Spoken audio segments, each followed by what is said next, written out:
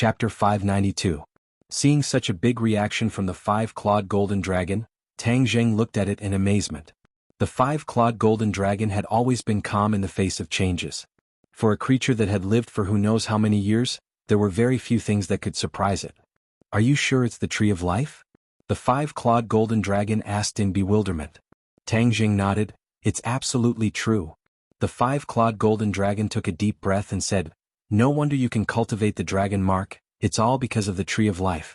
When the tree of life is born, the aura it emits is the most original energy between heaven and earth. It has the ability to seize the heavens and earth and is very magical. You can only create a miracle by absorbing this aura and cultivate the dragon mark." Tang Zheng suddenly realized that he was too lucky. "No wonder I feel that the aura between heaven and earth is a lot richer. It turns out that the tree of life has reappeared in the world. How did you find the tree of life?" the five-clawed golden dragon asked curiously. Tang Zheng did not hide anything and told it about falling into the cave and encountering the tree of life. The five-clawed golden dragon was amazed and said, "Your luck is really too good. The tree of life has disappeared for so many years and it was actually discovered by you.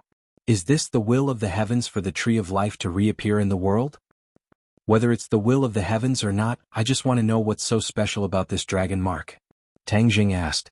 Degrees Celsius is almost equal to the five-clawed golden dragon said seriously. "The dragon mark is the symbol of the dragon clan. It is the source of the dragon clan's power and contains many secrets of the dragon clan. Even I may not be able to clearly explain the magic of the dragon mark." "You can't even explain it clearly?" Tang Zheng was stunned. "You are from the dragon clan. You can't even figure out the matters of your own clan?" The five-clawed golden dragon rolled its eyes. "Can you humans figure out all the problems of your own body?" Tang Zheng was speechless. You have the dragon mark.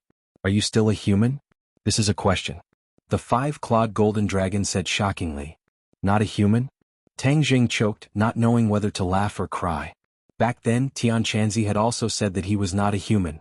Now, the five-clawed golden dragon had said the same thing, which made him doubt his own life. "Now that you have the dragon mark, you are considered a member of the dragon clan. Tell me, are you still human?" F***ck, then what have I become?" Tang Zheng was exasperated. "Forget it, I've been a human for more than 20 years, I still prefer to be a human. Humph, the dragon clan is incomparably noble.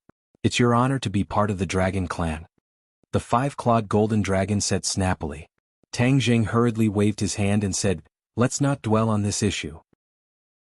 Since you can't explain clearly about the dragon seal, let's change the topic. You should know about the Langya Pavilion, right?" "Langya Pavilion?" The five-clawed golden dragon looked at him suspiciously. "It seems that you have learned a lot from the trip to the South Sea Dragon Palace. Haha, this is all thanks to you. Tell me about the Langya Pavilion." "The Langya Pavilion is an important place of the dragon clan. If it were anyone else, I would definitely not tell them. However, you are already a member of the dragon clan, so you are qualified to know these things. The Langya Pavilion contains the cultivation methods collected by the dragon clan, as well as all kinds of rare treasures. It's a treasure trove that many people covet, but these people can only look at it and sigh. They can't even find the Langya Pavilion, let alone open it. Because, unless it is a member of the dragon clan, no one can open the Langya Pavilion." The five-clawed golden dragon was full of confidence, and his words were filled with pride from the bottom of his heart. "Then can't I also open the Langya Pavilion?" Tang Zheng was secretly delighted. The dragon mark had brought him a lot of benefits. "Of course you can." "Then where is the Langya Pavilion?" The five-clawed golden dragon smiled mysteriously, and the dragon mark on his forehead lit up. Tang Zheng was confused. "What do you mean?" "I'm stupid. The Langya Pavilion is in the dragon mark and is connected to every member of the dragon clan. So, non-members of the dragon clan have no way to find it, let alone open it." The five-clawed golden dragon reprimanded. Tang Zheng was suddenly enlightened. "In the dragon mark." He subconsciously touched his forehead and said happily, "Then how can I open the Langya Pavilion?" The five-clawed golden dragon did not answer. Instead, he asked, "Why do you want to go to the Langya Pavilion?" "To find a cultivation method." Tang Zheng told the truth. "The cultivation method you practice is not weak.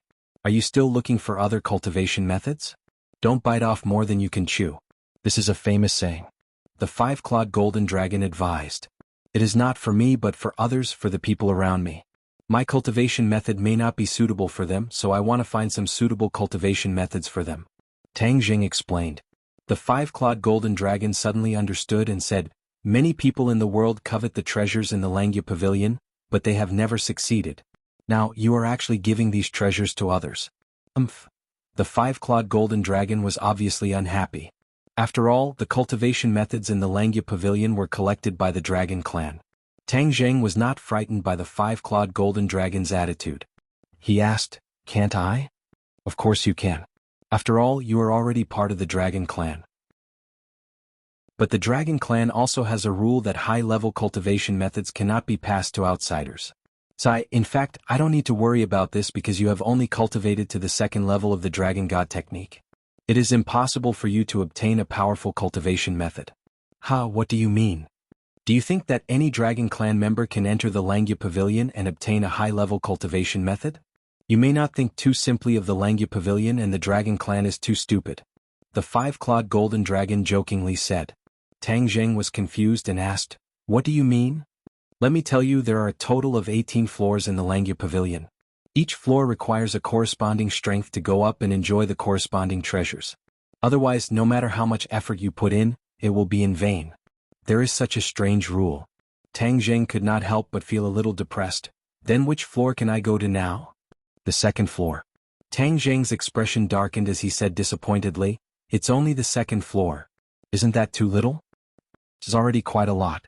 If it wasn't for the fact that you have cultivated to the second level of the Dragon God technique, you would only be able to wander around the first floor of the Langya Pavilion," the five-clawed golden dragon said disapprovingly.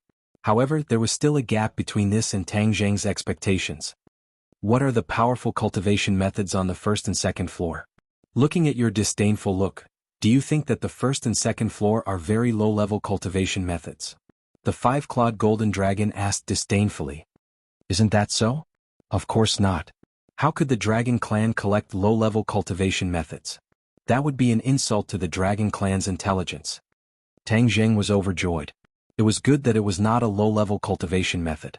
Otherwise, if the people around him were to cultivate low-level cultivation methods, he might as well not cultivate at all.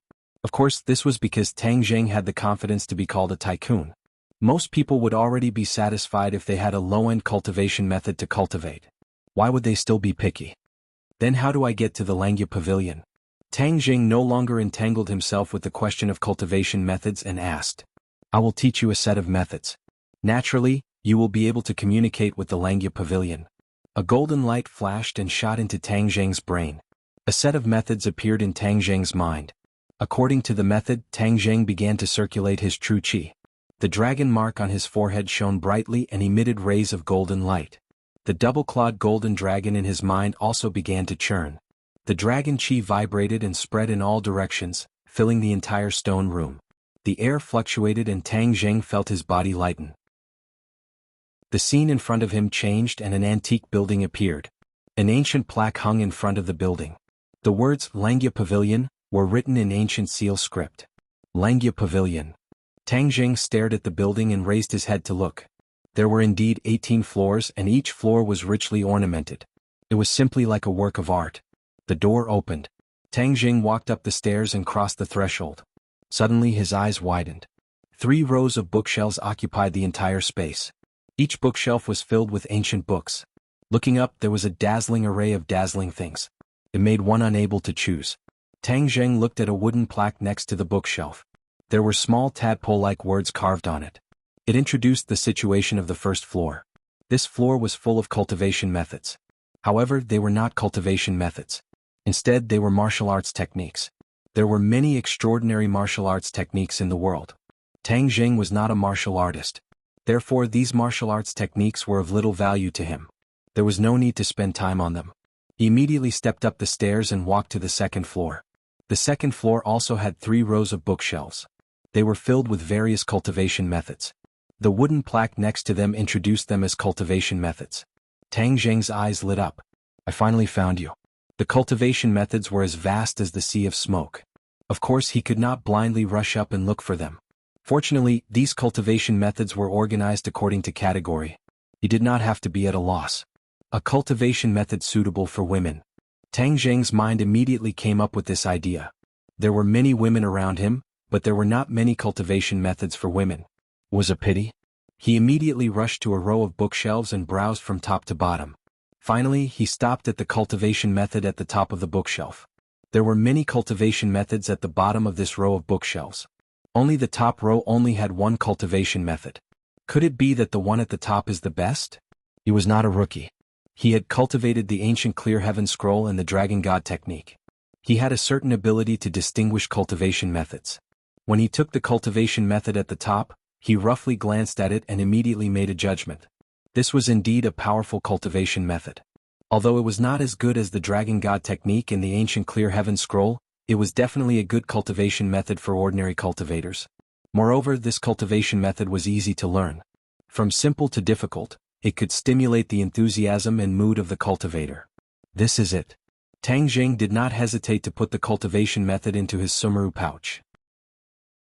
When the cultivation method entered the sumaru pouch, a cultivation method immediately appeared at the top of the bookshelf. It was exactly the same as the one he took. How mysterious. After I took it away, an identical book immediately appeared. It's equivalent to me just copying it.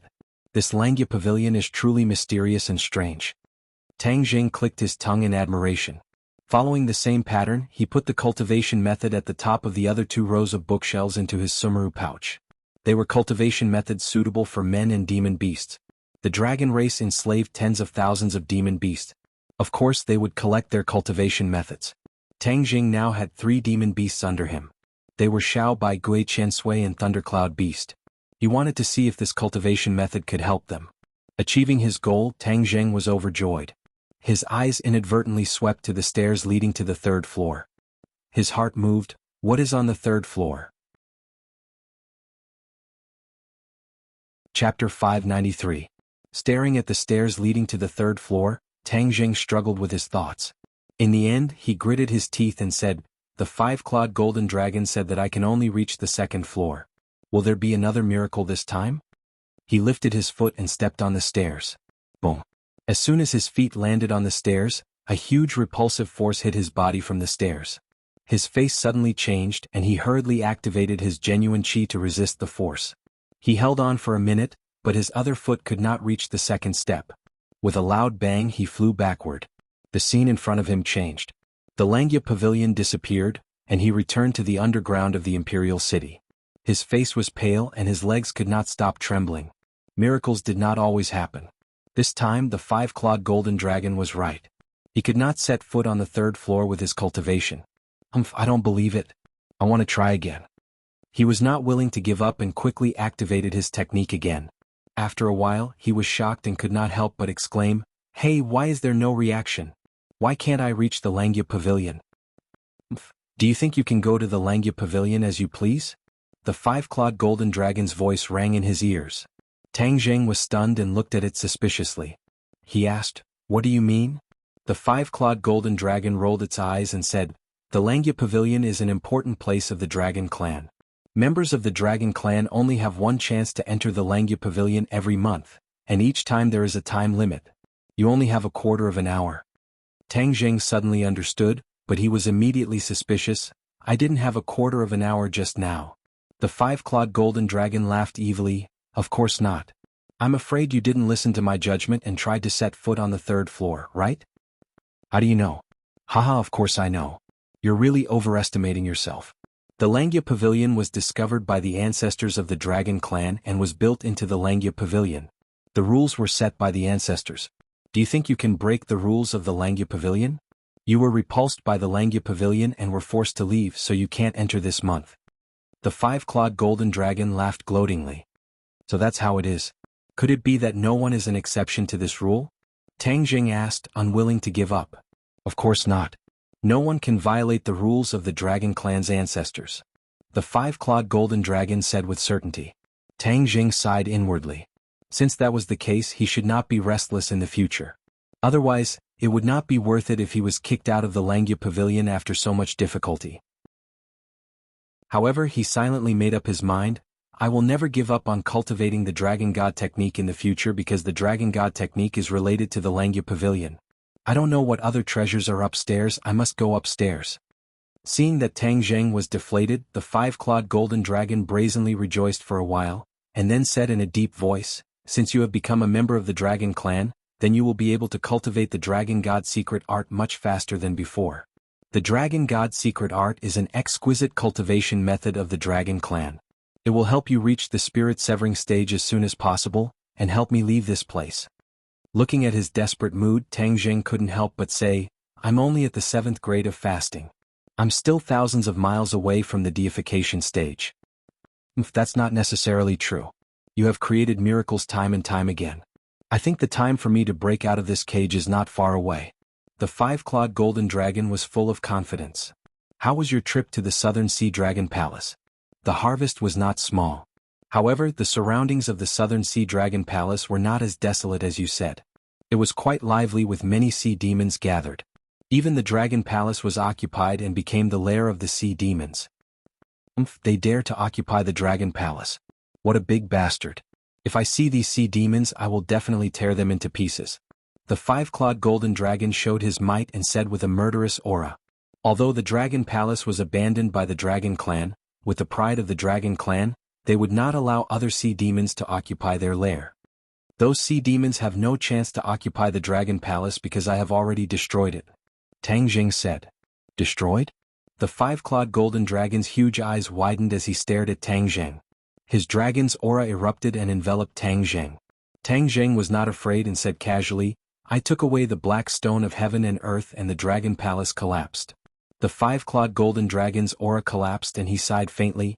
"Yes, the black stone of heaven and earth is the cornerstone of the Dragon Palace. Without the black stone of heaven and earth, the Dragon Palace will naturally cease to exist." Obviously, when he told Tang Zheng about the Southern Sea Dragon Palace, he already knew that the Dragon Palace would cease to exist. "It's just that the Dragon Palace left me a lot of memories. I will never see the Southern Sea Dragon Palace again." The five-clawed golden dragon was disappointed. Tang Zheng looked at him suspiciously. Did the sun rise from the west? He could not believe that he would show such emotions. Seeing that he was depressed, Tang Zheng did not continue to dwell on this issue and asked, "How much do you know about the Ghost Realm?" "Ghost Realm?" The five-clawed golden dragon suddenly paused and looked at Tang Zheng suspiciously. "Why are you asking about the Ghost Realm?" "I have a little conflict with the Ghost Realm," Tang Zheng said frankly. "How did you provoke the Ghost Realm?" "It's a long story. I'm all ears." The five-clawed golden dragon was very interested. Tang Zheng hesitated for a moment and told him about the Ghost Realm. The five-clawed golden dragon suddenly realized, "No wonder you would ask me about the Ghost Realm. It turns out that you have provoked such a big trouble." "Is it a big trouble?" Tang Zheng was skeptical. "Of course it's a big trouble. The life-continuing pill that you refined broke the balance of the Ghost Realm. This is a change of fate. How can the Ghost Realm watch you do whatever you want? It's not that serious. Only a few people have their lives prolonged. It's just a drop in the ocean." Tang Zheng was in disbelief. The five-clawed golden dragon retorted, "A drop in the ocean? You think too simply. What do you mean by a single spark can start a prairie fire? As long as you start the first, there will naturally be a second person. At that time the Ghost Realm will be in chaos.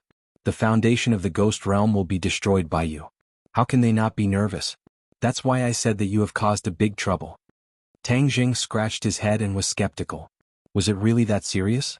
Did the life-continuing pill have such a big effect? Moreover, when Tian Chanzi taught him how to refine the life-continuing pill, he didn't say that it would have such a big effect. Tang Zheng had always thought that the life-continuing pill was an ordinary pill in the immortal cultivation world, but now it seems that his judgment was wrong. Is the life-continuing pill very ordinary in the immortal cultivation world? Tang Zheng couldn't help but ask. Ordinary? The five-clawed golden dragon stared at him like he was looking at a fool. "Do you really not know, or are you pretending not to know?" "Of course I really don't know. The life-continuing pill is one of the top 10 divine pills in the immortal cultivation world. Many people have only heard of its name but have never seen its true appearance." "One of the top 10 divine pills?" Tang Zheng was in disbelief. He always thought that the life-continuing pill was a common product that could be mass-produced. How could it be so magical from the five-clawed golden dragon's mouth? Moreover, Tian Chanzi had never revealed this point. Of course, lifespan is very important to a cultivator. With the life-continuing pill, a person can extend their lifespan and cultivate to a higher level. This is something that every cultivator yearns for even in their dreams. But the life-continuing pill is too rare, and I heard that the refining process is very complicated. Even for an alchemy grandmaster, it is not an easy task. Moreover, the recipe for the life-continuing pill is a secret. Where would an ordinary person have the opportunity to know? F***CK. Tang Jing felt that his brain wasn't enough. This was completely different from what he thought. Tian Chanzi had never revealed anything to him. Since the life-continuing pill was so magical, then how did Tian Chanzi know the recipe? Moreover, Tang Jing had refined the life-continuing pill more than once, so it wasn't as complicated as what the five-clawed golden dragon said. Originally, when he was at the peak of the ordinary balance mountain, he succeeded in refining 3 life-continuing pills in one try. One must know that at that time he was only at the 3rd grade body refining realm, so his control of chi and fire was not very high. If he could refine the life-continuing pill with this kind of cultivation, then was the life-continuing pill really as magical as what the five-clawed golden dragon said? In addition, how did Tian Chanzi know the recipe for the life-continuing pill? Didn't he always say that he was just an ordinary cultivator? His brain was a mess and his eyes were filled with confusion. The five-clawed golden dragon looked at him with interest and said, "Since the life-continuing pill was passed down to you by Tian Chanzi, I'm afraid he isn't as simple as he seems on the surface." Hey, you were tricked by him. Nonsense. Tang Jing suddenly raised his head and shouted. He had been with Tian Chanzi for a long time, and his grandfather's life was also bestowed by Tian Chanzi, which was why he was able to increase his lifespan by 10 years. Unknowingly, he had already treated Tian Chanzi as a relative.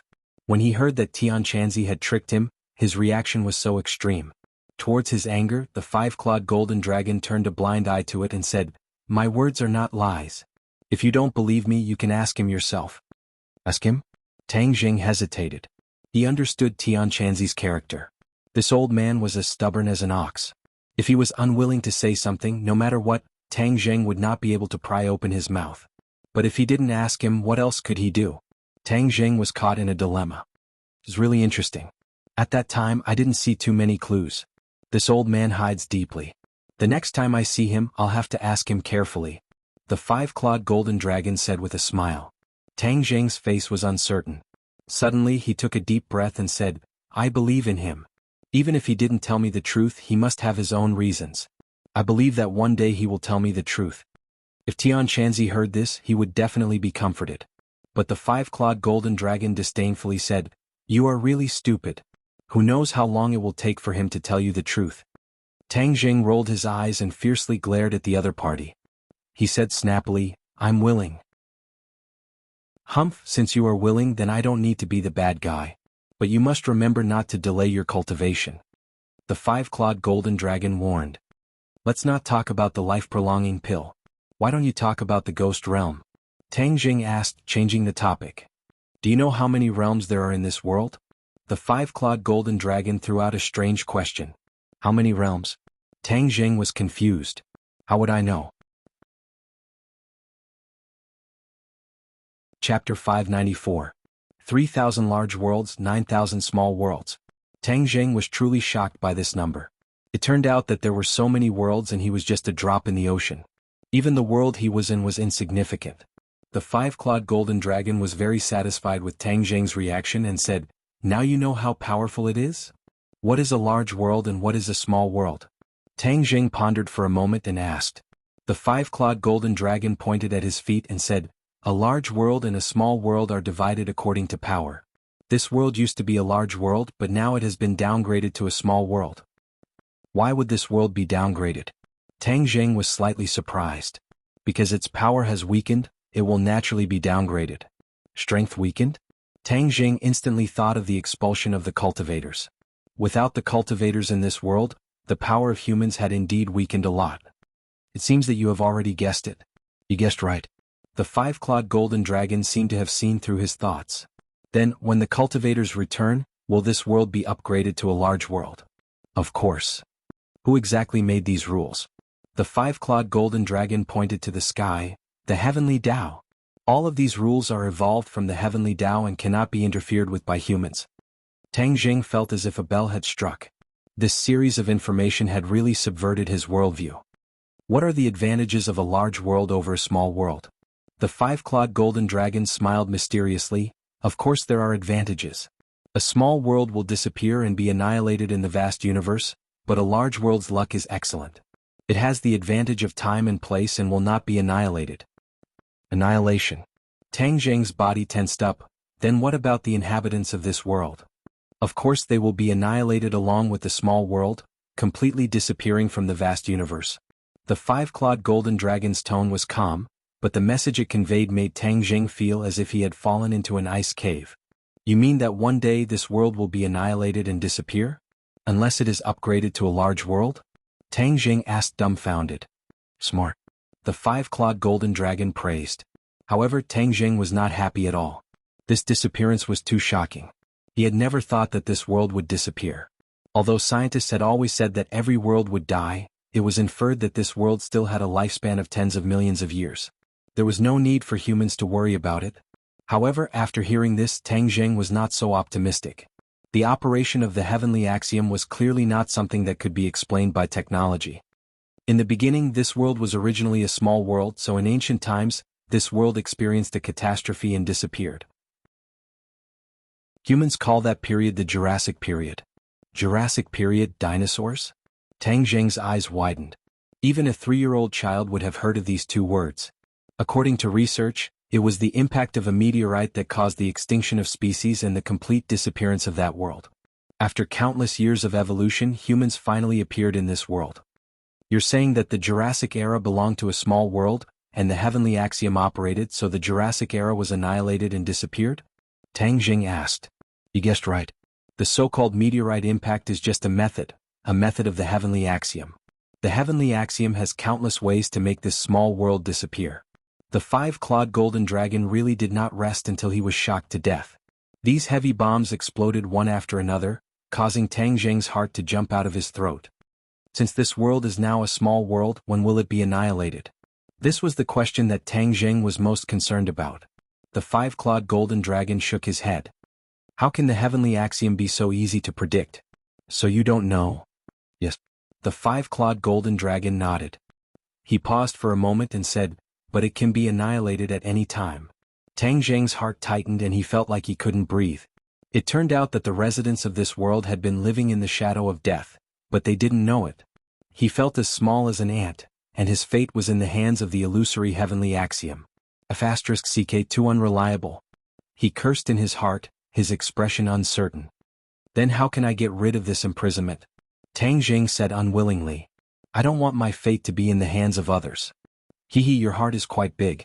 Do you want to fight against the heavenly axiom? I advise you to give up on this idea. The heavenly axiom is the world's biggest law. You can't go against it. The five-clawed golden dragon asserted. Don't tell me I'm just going to wait for death? Tang Zheng said hatefully. Of course you don't have to wait for death. You are a cultivator. When your cultivation reaches a certain level, you can break through the shackles of this world. Before this world is annihilated, you can leave this world and live. What about the others? The others? You can't even take care of yourself. How can you have the leisure to care about others? The five-clawed golden dragon said jokingly. Tang Zheng obviously had to care about others. There were many people in this world that he cared about. How could he ignore those people and let them perish with this world? He was not a cold-blooded animal, so of course he couldn't do this. Then is there any other way to prevent this world from being annihilated? Of course there is. Let it become a large world again and occupy the right time and place. The heavenly axiom will naturally not let it be annihilated. Tang Zheng was stunned for a moment, then asked, then how can it become a large world? Raise the power of this world. Since the tree of life has appeared, the spirit energy between heaven and earth will become denser in a very short period of time. This is tailor-made for cultivators, and you are also collecting heaven and earth shen stones to reforge the heaven stairway and let the cultivators return. Of course, you can increase the strength of this world and advance to a large world again. Let the cultivators return. Tang Zheng hesitated. He had been struggling with this problem.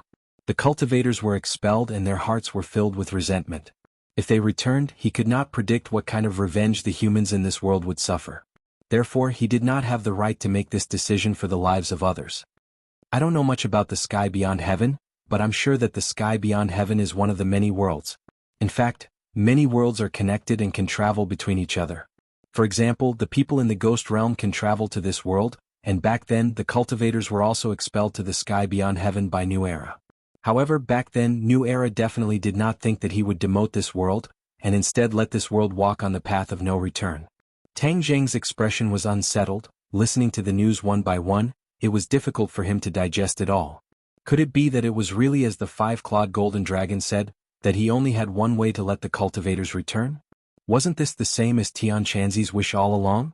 For a moment, he was upset and his brows were tightly knitted. The five-clawed golden dragon ignored his troubles and said to himself, "Didn't you want to ask about the ghost realm? Then you're good. The ghost realm is two worlds that are interdependent with this world. This situation is called the mother and child realm. If one of these two worlds is strong, then the other will definitely be weak. Because although the two worlds are dependent on each other, they are actually secretly absorbing each other's luck and power. Of course, when the cultivators gather, the power of this world is greater than that of the ghost realm, so the ghost realm has always been suppressed. Although I was imprisoned here and am not very clear about the specific situation of the ghost realm over the years, I can be sure of one thing: the development of the ghost realm in these years must have far surpassed that of this world, and the power of the ghost realm has already surpassed that of this world. At this time, you destroyed the foundation of the ghost realm. How could the ghost realm let you go? I'm afraid they will dig you out even if they have to dig 3 feet into the ground." The five-clawed golden dragon couldn't help but reveal a hint of schadenfreude in his tone, causing Tang Zheng to roll his eyes helplessly. "Hey, who are you with? Why do I see that you are very happy to see the ghost realm become stronger? Hee, what are you talking about? In fact, these messy things have nothing to do with me. I'm just a spectator." The five-clawed golden dragon said indifferently. "But I want to remind you that the ghost realm is now a big world, and the world you are in is a small world. When the heavenly Tao sends down punishment, this world will disappear but the ghost realm will be safe and sound. On the contrary, the ghost realm will absorb the luck and all the favorable factors of this world, thus enhancing their strength." Tang Zheng was secretly shocked, silently snorted, and simply ignored the other party. He also temporarily put the matter of the small world and other things to the back of his mind. His top priority now was to figure out how to deal with the ghost realm. Since he had imperceptibly ruined the good things of the ghost realm, then the ghost realm would not let it go and would try their best to find out the situation. After listening to Tang Zheng's request, the five-clawed golden dragon smiled and said, "You want me to teach you how to deal with the ghost realm?" "Yes." Tang Zheng was not polite. "If I die early, then you won't be able to see the light of day again. We are grasshoppers on the same rope." "That's right, then why are you so sure that I have a way to deal with the ghost realm?" Tang Zheng was slightly startled. He was desperate before and was not sure that the five-clawed golden dragon had a way to deal with it. But at this moment, after hearing its words, Tang Zheng immediately concluded that it had a way to deal with it. He was desperate and had actually hit the jackpot. "You have a way, then say it. Don't talk nonsense." Seeing that it was pretending to be profound, Tang Zheng angrily urged. The five-clawed golden dragon sighed helplessly and said, "You are begging me, yet you still have this kind of attitude. If it was before, I would never tell you, but this time I can make an exception for you." Tang Zheng curled his lips. What exception? Wasn't it worried that Tang Zheng would have an accident, then it would have no hope of escaping? "You listen to me, kill the people who took the life-prolonging pill and eliminate the hidden dangers of the ghost realm. Naturally, success will come naturally." "Kill them?" Tang Zheng was incredulous. Was there a mistake? Why would he want to kill those innocent people? Moreover, wasn't his grandfather Tang Dahai one of them? How could he do it? It was ridiculous. He glared fiercely at the five-clawed golden dragon and said in a deep voice, "Can you stop joking? I won't kill those people." The five-clawed golden dragon shook its head and sighed, "You are too soft-hearted. Anyway, they are people who are about to die. If you kill them, naturally no one will suspect you." "No. If I say no, it means no." Chapter 595. After a long time, the five-clawed golden dragon slowly opened his eyes and said, "If it was in the past, I wouldn't talk so much nonsense with you. This won't do, that won't do." Tang Zheng was not afraid at all and looked at him proudly. This was a matter of principle. How could he agree so easily?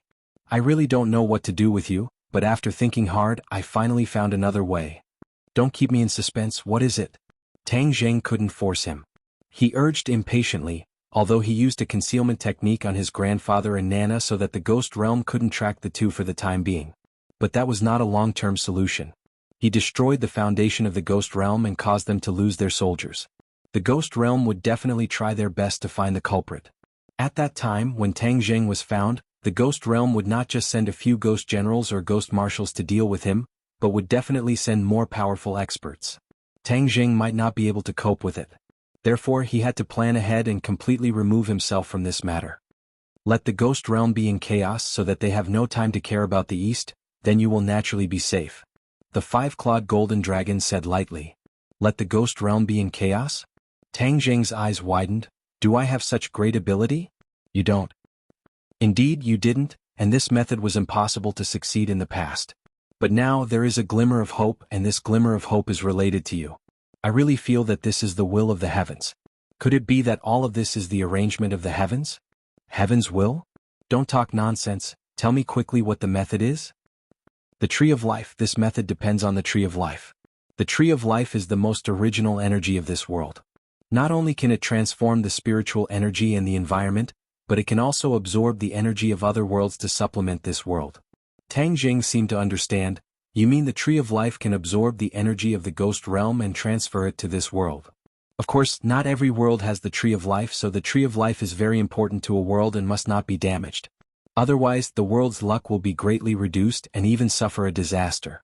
The five-clawed golden dragon said solemnly. Tang Jing nodded. After absorbing the energy of the world of spirits and souls, will the world of spirits and souls be able to trace the source? Of course not. The miraculous nature of the tree of life is not something that can be traced by humans. Only then did Tang Jing feel relieved. If the tree of life had absorbed the energy of the ghost realm, it would have caused a commotion in the ghost realm, causing them to have no time to investigate Tang Jing. This diversion was indeed effective. Then how can the tree of life absorb the energy of the ghost realm? The five-clawed golden dragon smiled mysteriously and explained. Tang Jing engraved it in his heart, but to use this technique he had to get close to the tree of life, which meant that he had to go to the desert again. Tang Jing silently made up his mind to find a time to meet the tree of life as soon as possible. I'm looking forward to the day when you turn the ghost realm upside down. The five-clawed golden dragon smirked. The next day he immersed himself in his school life. Even though he was given preferential treatment, he still had to put on an act. He couldn't skip classes so soon after school started. After a day of classes, Tang Jing returned to his dorm with his roommates.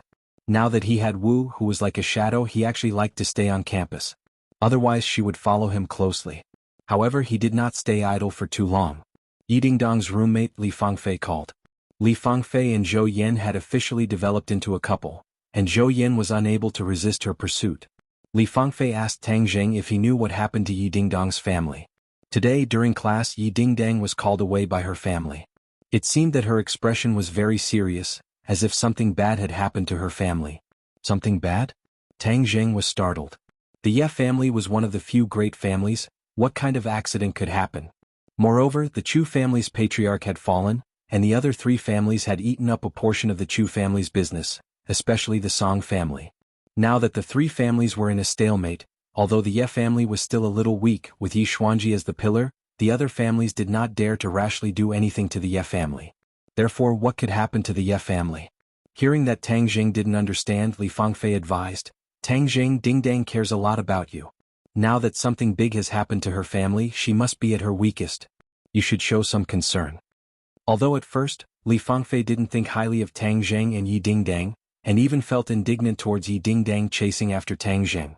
However, time and time again, reality proved that Tang Jing was not as simple as he seemed on the surface. In private, Zhou Yan had even said that in the entire 502 dorm, Lao San was the most unfathomable person. His mysteriousness and strength might far surpass the imagination of ordinary people. Li Fangfei already knew that Zhou Yan came from an official's family, and that his father's position was not small. He had been influenced since he was young and had trained a pair of eyes and ears. Although he didn't usually show it, his heart was like a mirror and he was very good at judging people. Since he did this, Li Fangfei stopped looking down on Tang Jing. Tang Jing was secretly ashamed. During this period of time, he had neglected Yi Dingdang. He had originally planned to meet her when school started, but because of Sinosaurus's matter, it was delayed. Tang Jing, there's something I have to say. Dingdang has always been a proud girl, but she put down her dignity for you and treated you wholeheartedly, treating you as the center of her world. But from what I can see, your feelings for her have always been erratic, and many of your actions don't seem like what a boyfriend would do to his girlfriend. As a girl, I think that Ding Dang is really pitiful." Li Fangfei took a deep breath and said, "Pitiful?" Tang Jing suddenly froze, stunned by these two words. Was my behavior really that bad? He couldn't help but recall the bits and pieces of Yi Ding Dang, and suddenly he realized that Li Fangfei had hit the nail on the head. He was very concerned about Yi Ding Dang, and didn't even ask her to watch a movie or go to the library to read. In short, they didn't do anything that a normal couple should do. Even he, Fang Shishir and Lu Qingmei didn't do anything that a couple should do. In addition, during the process of the two of them getting along, it was mostly Yi Ding Dang who took the initiative, and even tirelessly chased after him. He had always been used to it, but now that he thought about it, he realized how difficult it was for a girl to do this. "I understand, thank you," Tang Jing said solemnly. "If you know you have to take action. Do you understand?" Li Fangfei warned. "Understood." Tang Jing's reply was firm and decisive. Since he had to take action, he naturally had to carry it out immediately. Without hesitation, he left the school and went straight to the Ye family. Although he knew that he wasn't welcomed in the Ye family, Yi Ding Dang had done so much for him. What was the big deal if he went to the Ye family and suffered a little?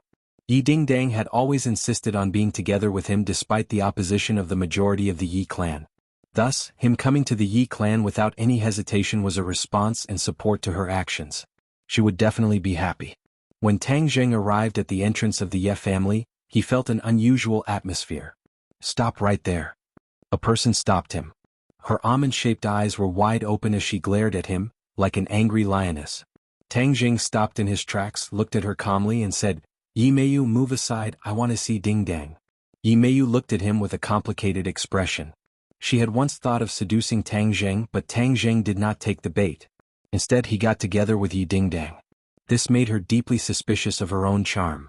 Could it be that she couldn't compare to Yi Ding Dang, that young girl? What did she know? Did she know men? Why didn't this Tang Jing look straight at her, but instead looked at that young girl in a different light? She felt a deep sense of defeat.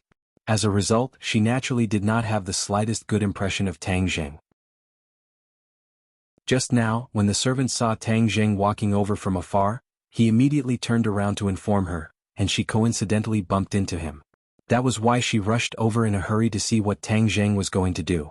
"This is the Ye family, you can't see whoever you want, and it's not up to you to decide," Yi Meiyu said without any trace of politeness. Tang Jing slightly frowned and said, "What exactly happened to the Ye family?"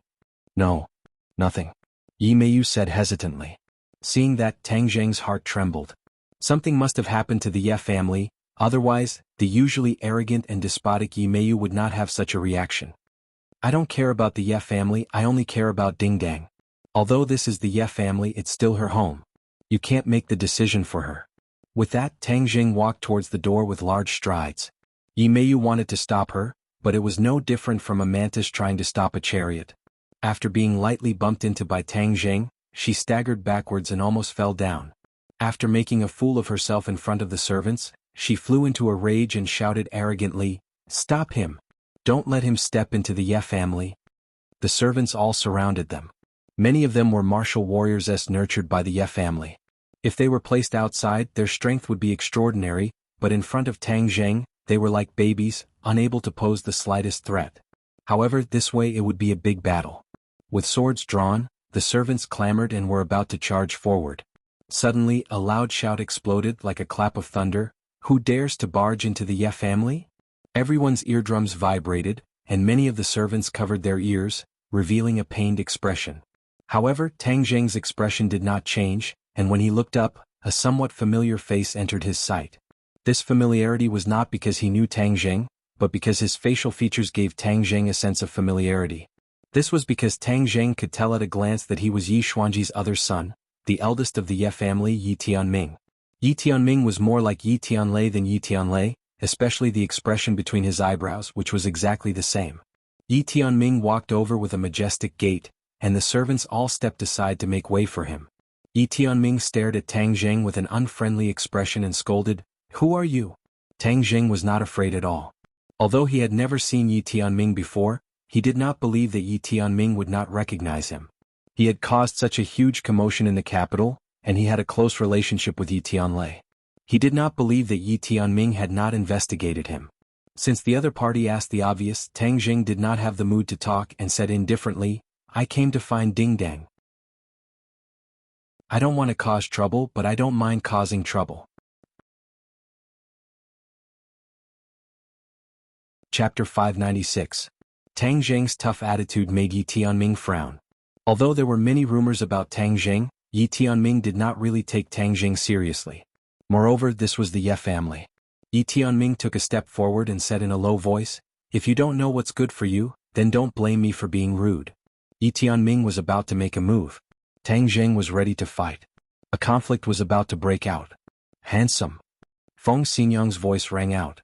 She walked over quickly and asked, why are you here? Tang Jing turned his head and said, I'm here to look for Ding Dang. Feng Xinyang, the Ye family is not a place where anyone can barge in. Yi Tianming said with a straight face. Feng Xinyang frowned coldly. She had been dissatisfied with Yi Tianming for a long time. She was disgusted by his words and retorted coldly, he is my guest. The Ye family does not welcome him. Yi Tianming frowned even more when he saw Feng Xinyang contradicting him. Feng Xinyang did not say anything. She grabbed Tang Jing and walked inside. Feng Xinyang, what are you doing? Do you think this family is not messy enough? Yi Tianming shouted angrily. Feng Xinyang did not even turn her head and said, can't I even receive my own guest? I think you think this family is not messy enough and are deliberately stirring up trouble. Feng Xinyang had a fiery temper and was outspoken. Since she came to the Ye family in the capital, she had been restraining her temper. At this moment she could not help but explode.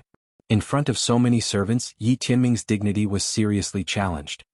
He could not help but clench his fist and said, Feng Xinyang, you forced me to do this. Since returning from abroad, Yi Tianming also found that many people in the family had a huge change in attitude towards Yi Tianlei. Yi Tianming was very wary of this sudden competitor for the position of the clan head. This time, Feng Xinyang had contradicted him in front of everyone and everyone had seen it. If he didn't do anything, then the prestige he had built up over the years would be greatly reduced. In addition, some of the opportunists would gradually side with Yi Tianlei, which was something he absolutely did not want to see. Therefore this time he wanted to establish his authority and establish his prestige in the Ye family. Especially after such a big incident happened in the Ye family, he wanted to establish his unshakable position and let everyone know that in the Ye family, other than Yi Xuanji, Yi Tianming, was the one who made the decisions. Yi Tianming's mind was full of thoughts, but Feng Xinyang did not know. But to be honest, she did not care about what he thought. She was certain that whoever embarrassed Tang Jing in front of her was disgracing her, Feng Xinyang. She would never sit back and do nothing. Feng Xinyang stopped and turned to face Yi Tianming.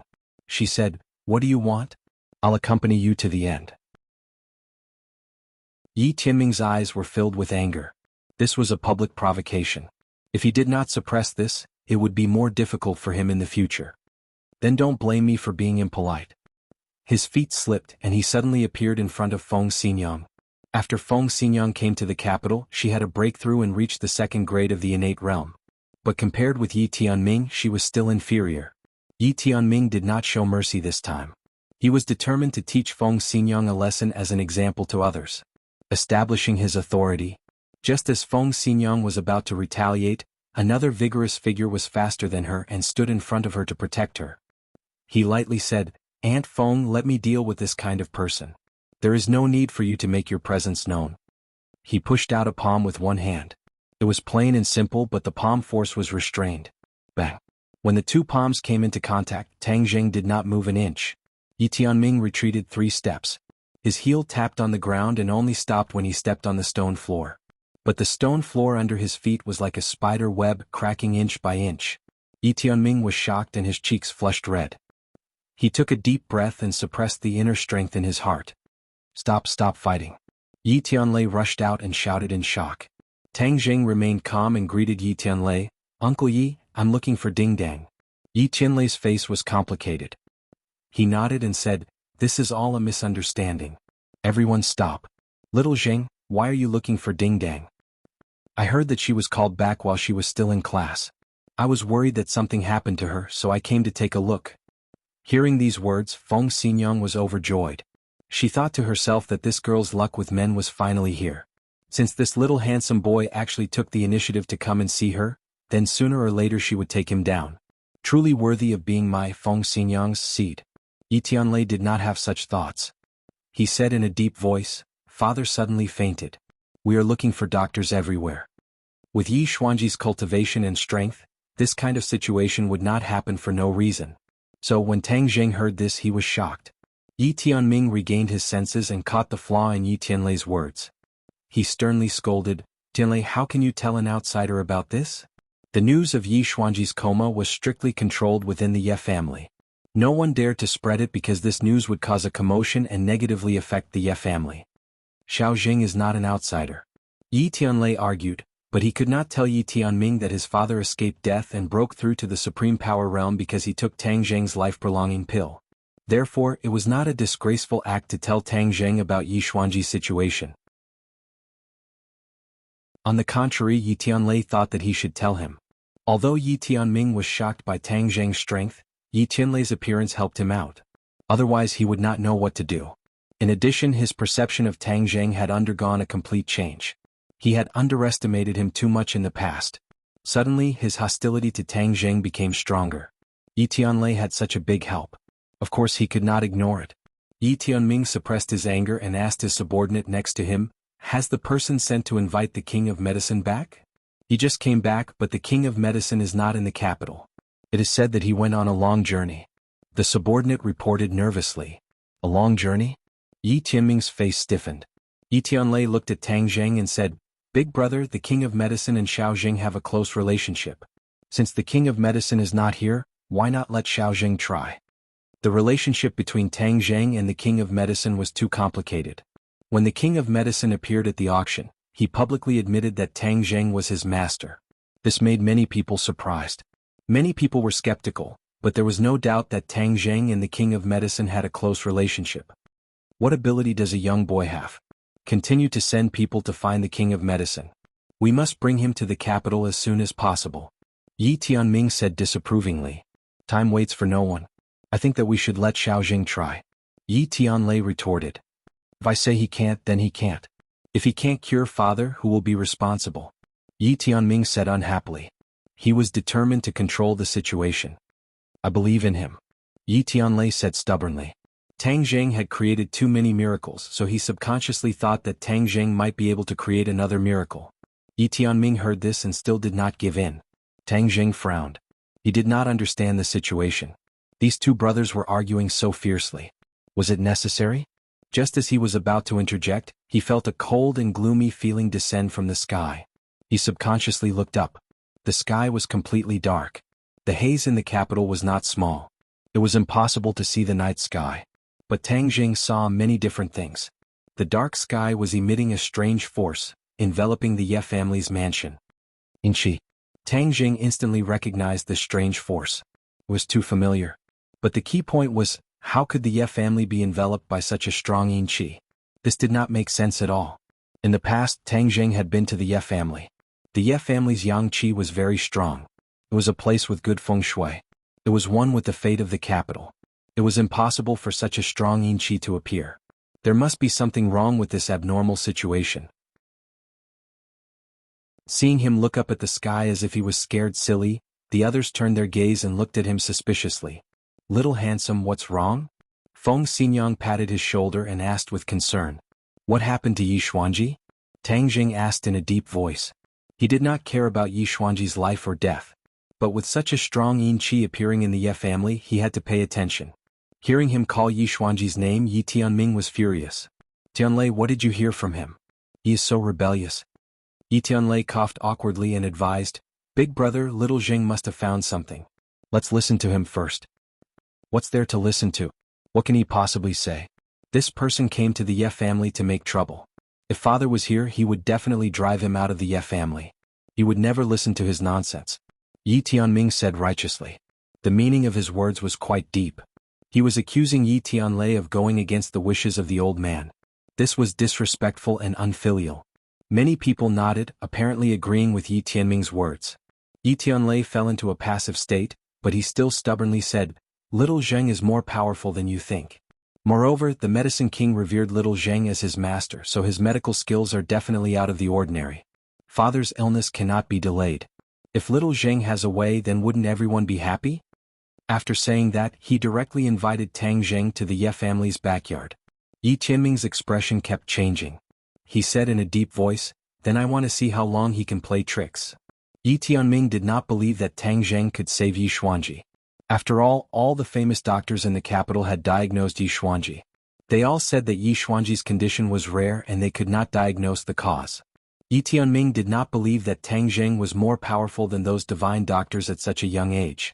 Since Yi Tianlei was so stubborn, then he would make a fool of himself. Later on, he would hit him when he was down and fiercely attack his arrogance and prestige. Along the way, Tang Zheng frowned. Especially when he stepped into the small courtyard where Yi Xuanji lived, he felt a chill. A cold feeling instantly enveloped his body and mind.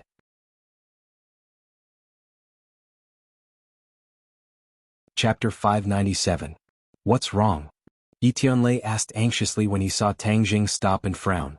There's something strange about this courtyard. What's strange? The yin qi is too strong. Yin qi? Hearing this, everyone looked around but they could not see anything. Moreover, they had been in this environment for too long so they were not sensitive to yin qi. Don't talk nonsense, where did the yin qi come from? Yi Meiyu retorted indignantly. Yi Tianlei knew that he would not deliberately mystify things so he quickly asked, "What's going on?" "The yin qi here is too strong, it's like a haunted house." Among the people present, Tang Zheng was the most sensitive to yin qi, especially when he had been to the ghost realm. The yin qi here was only slightly weaker than the ghost realm. This was extremely abnormal. Hearing the words haunted house, many people felt a chill run down their spines. A chill ran from the soles of their feet to the top of their heads. Yi Tianming, however, could not bear to listen any longer and flew into a rage. "Nonsense! This is the Ye family's old house. It is a place with good feng shui, how can it be a haunted house? Tianlei, if you continue to let him spout nonsense here, it will be a great disrespect to the ancestors of the Ye family. If father finds out, he will not let you off easily." Yi Tianlei's face changed slightly. Tang Zheng spoke first, "Don't talk big to scare people. Whether I'm telling the truth or not, isn't Yi Xuanji's condition the best evidence?" Everyone was startled. Yi Xuanji was a martial artist in the Grandmaster realm. It was difficult for ordinary diseases to affect him, let alone being unconscious like this time. Tang Zheng's words were like a bell, causing everyone to wake up from a dream. A voice rose in everyone's heart. Could it be that Tang Zheng's words were true? Yi Tianlei had already believed a little. Ignoring his brother's objection, he insisted, "I believe in Tang Zheng's words. If there's any problem, I will take responsibility." Creak. His voice fell and the door opened. Yi Ku and Yi Dingdang walked out together. Seeing Tang Zheng, Yi Dingdang rushed over happily, her cheeks flushed and excitedly said, "Why are you here?" Her eyes were filled with little stars of happiness. Tang Zheng ignored everyone's burning eyes and took the initiative to hold her hand. He smiled and said, "I came to find you." "Looking for me?" Yi Dingdang's eyes sparkled. Originally, she was still brooding over the fact that Tang Zheng did not even have the chance to meet her before running away. But after hearing these words, all of her unhappiness disappeared like smoke into thin air. If not for the fact that there were so many people watching, she would have thrown herself into Tang Zheng's arms. Tang Zheng's action was sweeter than honey, and her happiness was off the charts. Seeing this, many people were indignant. No matter what, Yi Dingdang was also a member of the Ye family. Tang Zheng had the blessing of 8 lifetimes to be favored by her. Tang Zheng's heart was also warm. He nodded and said, "Of course I am looking for you. I heard that you were called away in class today, so I am worried about you." Yi Dingdang shook her head happily, "I am fine." "It's good that you are fine. You should leave this yard first," Tang Zheng advised. "Leave the yard, why?" Yi Dingdang looked at him blankly. "The yin qi in this yard is too heavy. It is not good for your health. Yi Dingdang has a pure yin body. It belongs to the yin qi. If she is in a place with strong yin qi for a long time, the yin qi will easily invade her body and cause harm." However, this remark provoked public anger. Tonight, Tang Zheng's words and deeds provoked the nerves of the Ye family again and again. Yi Tianming's temples jumped. Yi Ke saw her father's state and couldn't help but frown. However, seeing that her father didn't attack, he also remained silent for the time being. Yi Dingdang originally wanted to stay with Tang Zheng, but seeing his serious look, she nodded cleverly, "Okay, I will listen to you." If it was before, she might argue a few words, but today Tang Zheng moved her too much, so she seemed to have become a well-behaved sheep. Looking at Yi Dingdang's reaction, many people were surprised. She used to act quite sharply in the Ye family. When was she so gentle? When Yi Dingdang left the yard, Yi Tianming impatiently scolded, deliberately mystifying, "I will wait and see how you end up. Tianlei, you wait for father to wake up and see how he punishes you." Yi Tianlei was unmoved and immediately invited Tang Jing into the room. Yi Xuanji was lying on the bed, his eyes closed and his breath drifted. Where was the momentum of the head of the family? A strange. Tang Jing muttered to himself and his frown deepened. Taking a closer look, his face was covered with a layer of black qi. "How is it?" Yi Tianlei quickly asked. Yi Meiyu curled her lips and said in a strange tone, "What else can I do? I'm still helpless." Tang Jing turned a deaf ear and directly grabbed Yi Xuanji's wrist. Yi Tianming's expression changed greatly and he said, "What are you doing?" One must know that Tang Jing was not an ordinary doctor, he was also an expert. Facing Yi Xuanji, who was powerless to resist, if he secretly used any means, then Yi Xuanji would be a lamb waiting to be slaughtered. If there were any problems, it would harm him for life. How could Tang Jing not guess the other party's thoughts, but he was too lazy to care.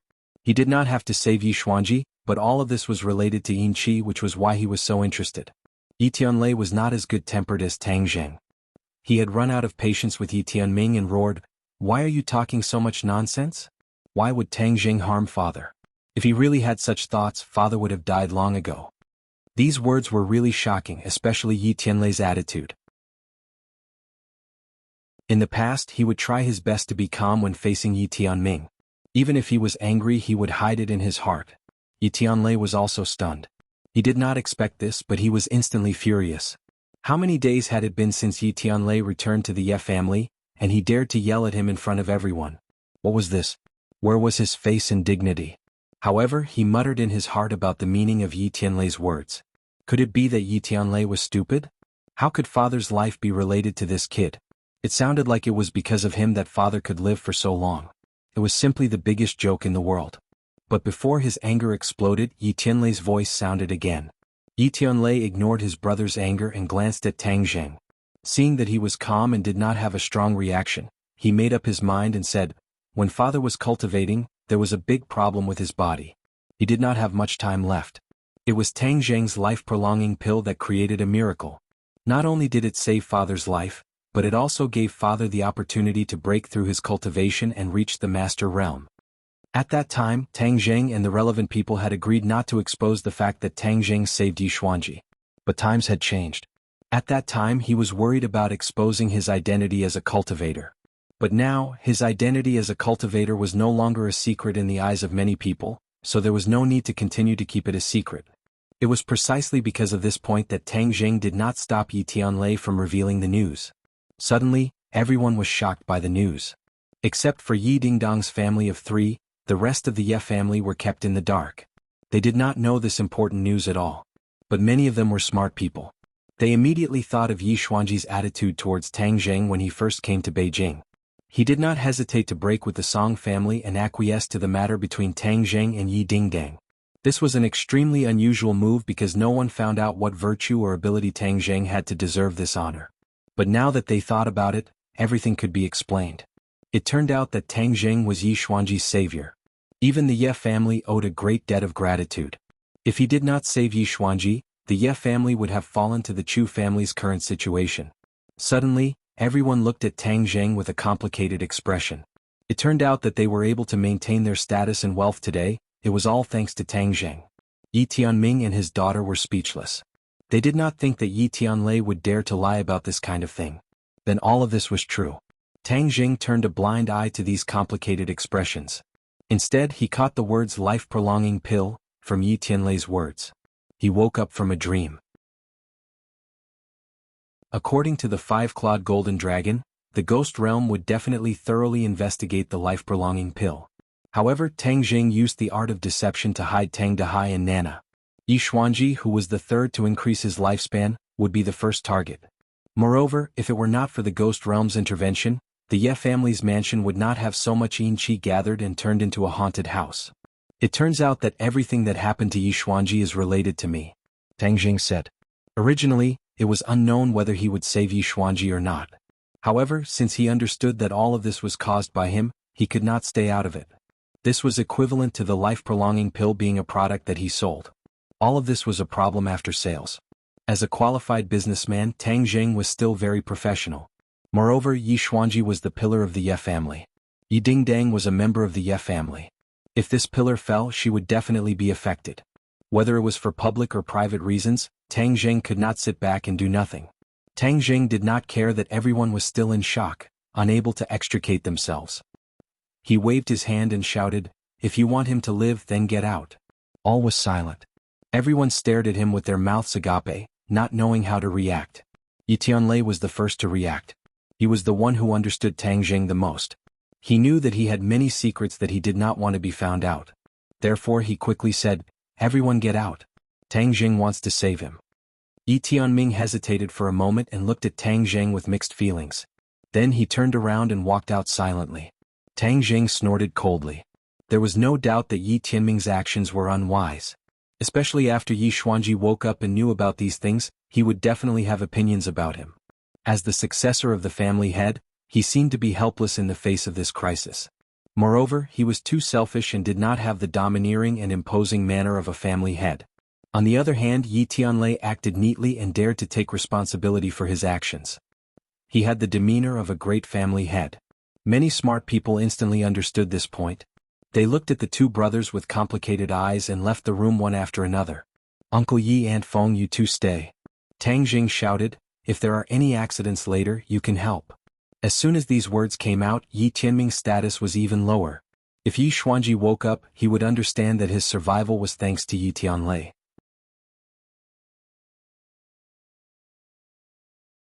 Chapter 598. The room quieted down. Yi Tianlei and Feng Xinyang asked expectantly, "What can we do to help?" Tang Jing smiled and said, "Just watch, there might be some unusual phenomenon later, don't make a fuss. Also, don't let outsiders come in and disturb me." Yi Tianlei patted his chest with a pa-pa sound and said resolutely, "Tang Jing, don't worry with me here, no one will be able to cross this threshold." Tang Jing circulated his true qi and took out the War Soul sword. With a buzzing sound, a black light burst out. Seeing this, the couple's eyes lit up as they stared at the War Soul sword. The aura emitted by the War Soul sword was much stronger than before. It was like a divine weapon, especially the mysterious aura it emitted, which made people fascinated. "Absorb!" Tang Jing shouted, and a whirlpool suddenly appeared on the War Soul sword. A cold wind blew, and the yin qi in the large room was immediately sucked into the War Soul sword. The War Soul sword contained a War Soul, and it especially liked yin qi, so when it absorbed the yin qi, the War Soul sword let out a cheerful sword cry, and the sword intent surged, filling the surroundings. Yi Tianlei and his wife's minds trembled. Facing this sword intent, they actually felt a sense of fear deep in their hearts.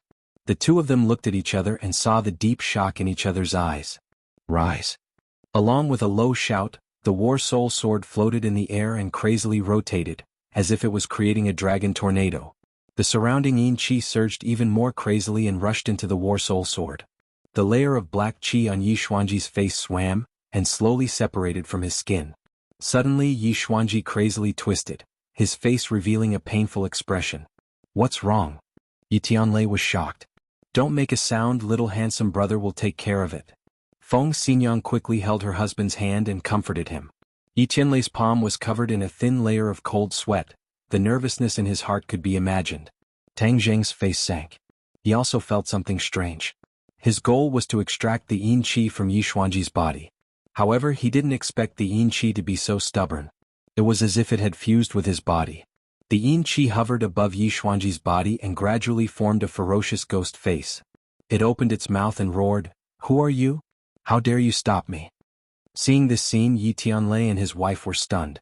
They stared blankly at this face, not knowing what to do. However, Tang Jing asked in a deep voice, "What did you do to Yi Xuanji? Why would I need to tell you what the ghost realm does?" Ghost Face Mask said arrogantly, "World of spirits and souls." Tang Jing's face sank. All of this was indeed caused by the ghost realm, but Yi Tianlei and his wife were ignorant. Obviously, this was the first time they had heard of these two words. Why does the ghost realm want to harm my father? Yi Tianlei suppressed his fear and angrily asked. Ghost Face Mask turned around and stared straight at Yi Tianlei. Ghost Face Mask's eyes were empty, but it seemed to have a soul-sucking power that made people's hearts sway. Ghost Face Mask said in disdain, "Humph, a little human. So what if I harmed him? Now that a part of his soul has been captured by the ghost realm, his secrets will be exposed and the truth will be revealed. Hearing this, Tang Zheng's face changed. He didn't guess wrong. The other party really did come for the life-continuing pill. Moreover, the ghost realm learned to be smart. They directly captured a part of Yi Xuanji's soul back to the ghost realm. No wonder he fell into a coma for no reason. Although Yi Xuanji is a master-level martial artist facing the mysterious power of the ghost realm, he is still weak. However, Yi Xuanji has an extra 10 years of lifespan. Even if the ghost realm captured his soul, they can't directly kill him. No, I definitely can't let Yi Xuanji tell the ghost realm the truth. Otherwise, all my previous efforts will be in vain. The plan of creating a diversion will also go down the drain. Tang Zheng's gaze gradually became firm. He coldly asked, "Where did you bring him to?" Ghost Face Mask didn't take any precautions and truthfully said, "Fengdu City." Tang Zheng silently remembered this name and said, "Then how can I reach Fengdu City?" Ghost Face Mask was startled. He obviously heard the implied meaning. He disdainfully laughed and said, "You still want to barge into Fengdu City? Ah, welcome. We don't mind having another vengeful spirit like you. Hey, it looks like you're not a martial artist but a cultivator. Cultivators are almost extinct in this world, but there's still a fish that slipped through the net like you. But you're too weak and weak. What can you do?" Tang Zheng wasn't surprised by the other party's gaze. With a wave of his hand, War Soul fell into his hand. He pointed it at Ghost Face Mask and said, "Is that so? But I think it's more than enough to deal with you." Swish. The sword light shone brightly. War Soul pulled out a dark sword light and fiercely slashed at Ghost Face Mask. Puff. The sword light passed through the middle of Ghost Face Mask. With an ear-piercing scream, Ghost Face Mask was split into two.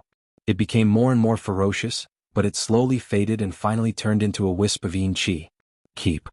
War Soul Sword's attractive force sucked all the Yin Qi into the sword. "Ah, Tang Zheng, what did you do to Ghost Face Mask?" Yi Tianlei exclaimed in shock.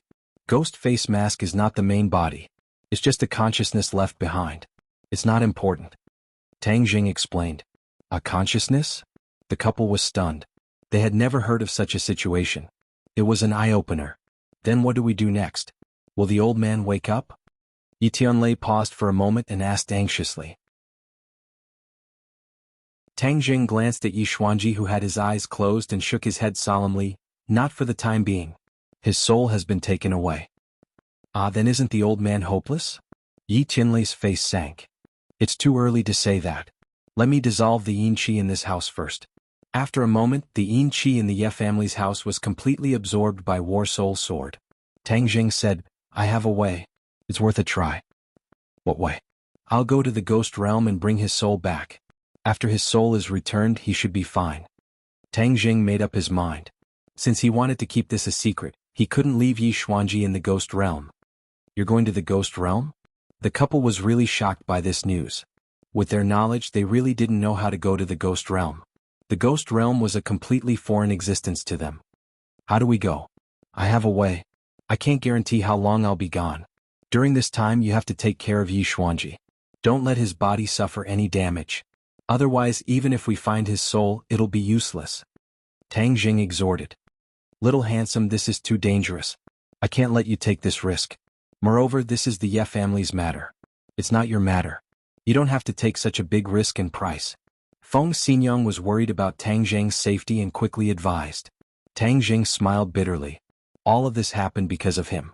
Moreover, there were too many reasons why he had to go, but these reasons couldn't be told to outsiders. "Don't worry.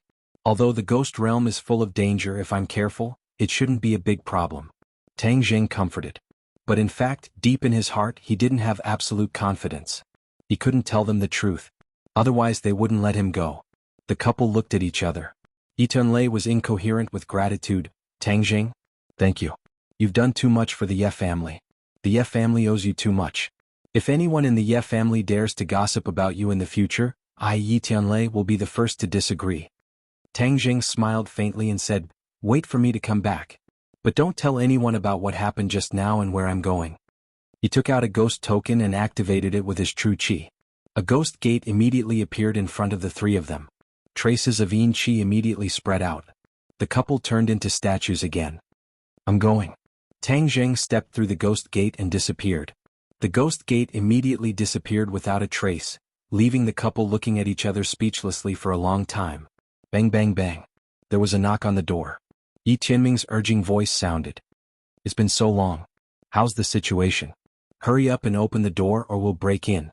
Just now Yi Tianming's heart was in a mess. He felt uneasy and his heart was extremely complicated. If Tang Jing cured Yi Tianlei, then Yi Tianlei would definitely take the credit. Yi Tianlei's position in Yi Xuanji's heart would definitely rise. This would directly affect the ownership of the family head in the future. Yi Tianming couldn't turn a blind eye to all this. Creak. The door opened. Yi Tianlei frowned and walked out. He said unhappily, "Why are you shouting?" Yi Tianming said angrily, "How's the old master? He hasn't woken up yet." Yi Tianming heard this and couldn't help but breathe a sigh of relief. But in an instant he had an absurd thought. Please don't let Tang Jing cure the old master. Yi Tianming looked into the house. There was no sign of Tang Jing. He was shocked. Where's Tang Jing? Yi Tianlei remembered Tang Jing's advice and said, "You only need to know one thing. He's trying his best to save the old master." Yi Tianming's expression was strange. He scolded, "Ridiculous. He's gone. How is he going to save the old master? I think he knows that he can't do anything, so he ran away." "Nonsense," Yi Tianlei retorted with a red face. "If not, where is he? You can't tell me that he's gone missing and is saving the old master, right?" Yi Tianming said jokingly. The others also looked at Yi Tianlei and his wife in disbelief. They were obviously moved by Yi Tianming's words. "Why are you talking so much nonsense with them? When the time is right we'll know." Facing Yi Tianming's aggressiveness, Feng Xinyang finally couldn't hold it in and said angrily. Yi Tianlei nodded and said, "What you said makes sense. I announce that from now on, no one is allowed to enter this house. We must do our best to ensure the old master's safety." "What do you mean? Do you think that one of us will harm the old master?" Yi Tianming said angrily. This clearly showed that he didn't trust them. However, at this critical moment Yi Tianlei couldn't care less about offending people. He stood at the door with a golden sword and a golden sword. One man could hold back 10,000 men. "No matter what you think, for the old master's safety, no one is allowed to enter this door unless they step over my dead body." Yi Tianlei's imposing manner was completely different from his previous image. It was deeply imprinted in everyone's mind. Chapter 599. The chaos was dark and the air was cold. Tang Jing looked as far as the eye could see, but his line of sight did not project too far, making it hazy. Between heaven and earth, Yin energy lingered, and a cold wind blew, causing one's heart to tremble. The Yin energy was like insects trying to drill into his body, but Tang Jing was already experienced. He hurriedly circulated the ancient clear heaven scroll, and warm true qi flowed through his 8 extraordinary meridians, dispelling the cold Yin energy. Where is Fengdu City? Tang Jing's eyes were dark. This time he entered the tiger's den, but he was like a headless fly, unable to find his way. "Forget it, I'll choose a direction first." Tang Jing did not intend to sit still and wait for death. He quickly ran into the darkness.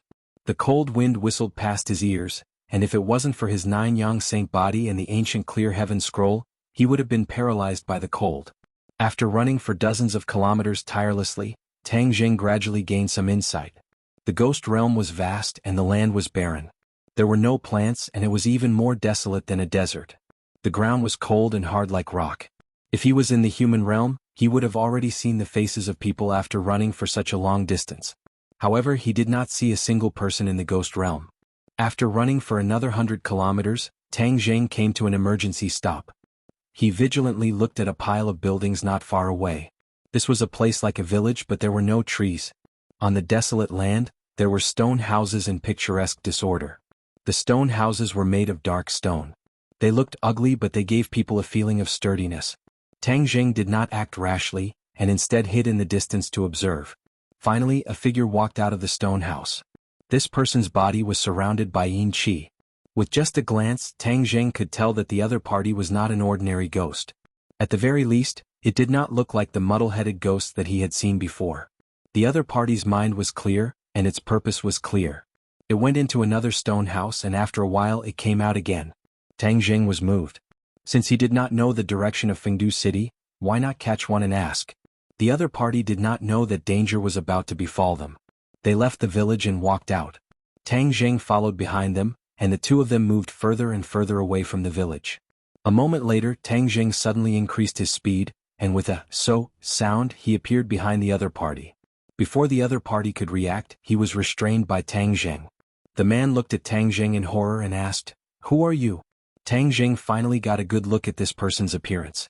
His facial features were no different from a human's, but the yin energy on his body was denser. This person was different from the members of the ghost realm he had encountered before. He did not have any magical power fluctuations on his body. "Where is Fengdu City?" Tang Jing asked coldly. "You want to go to Fengdu? Where are you from?" "Ghost citizens?"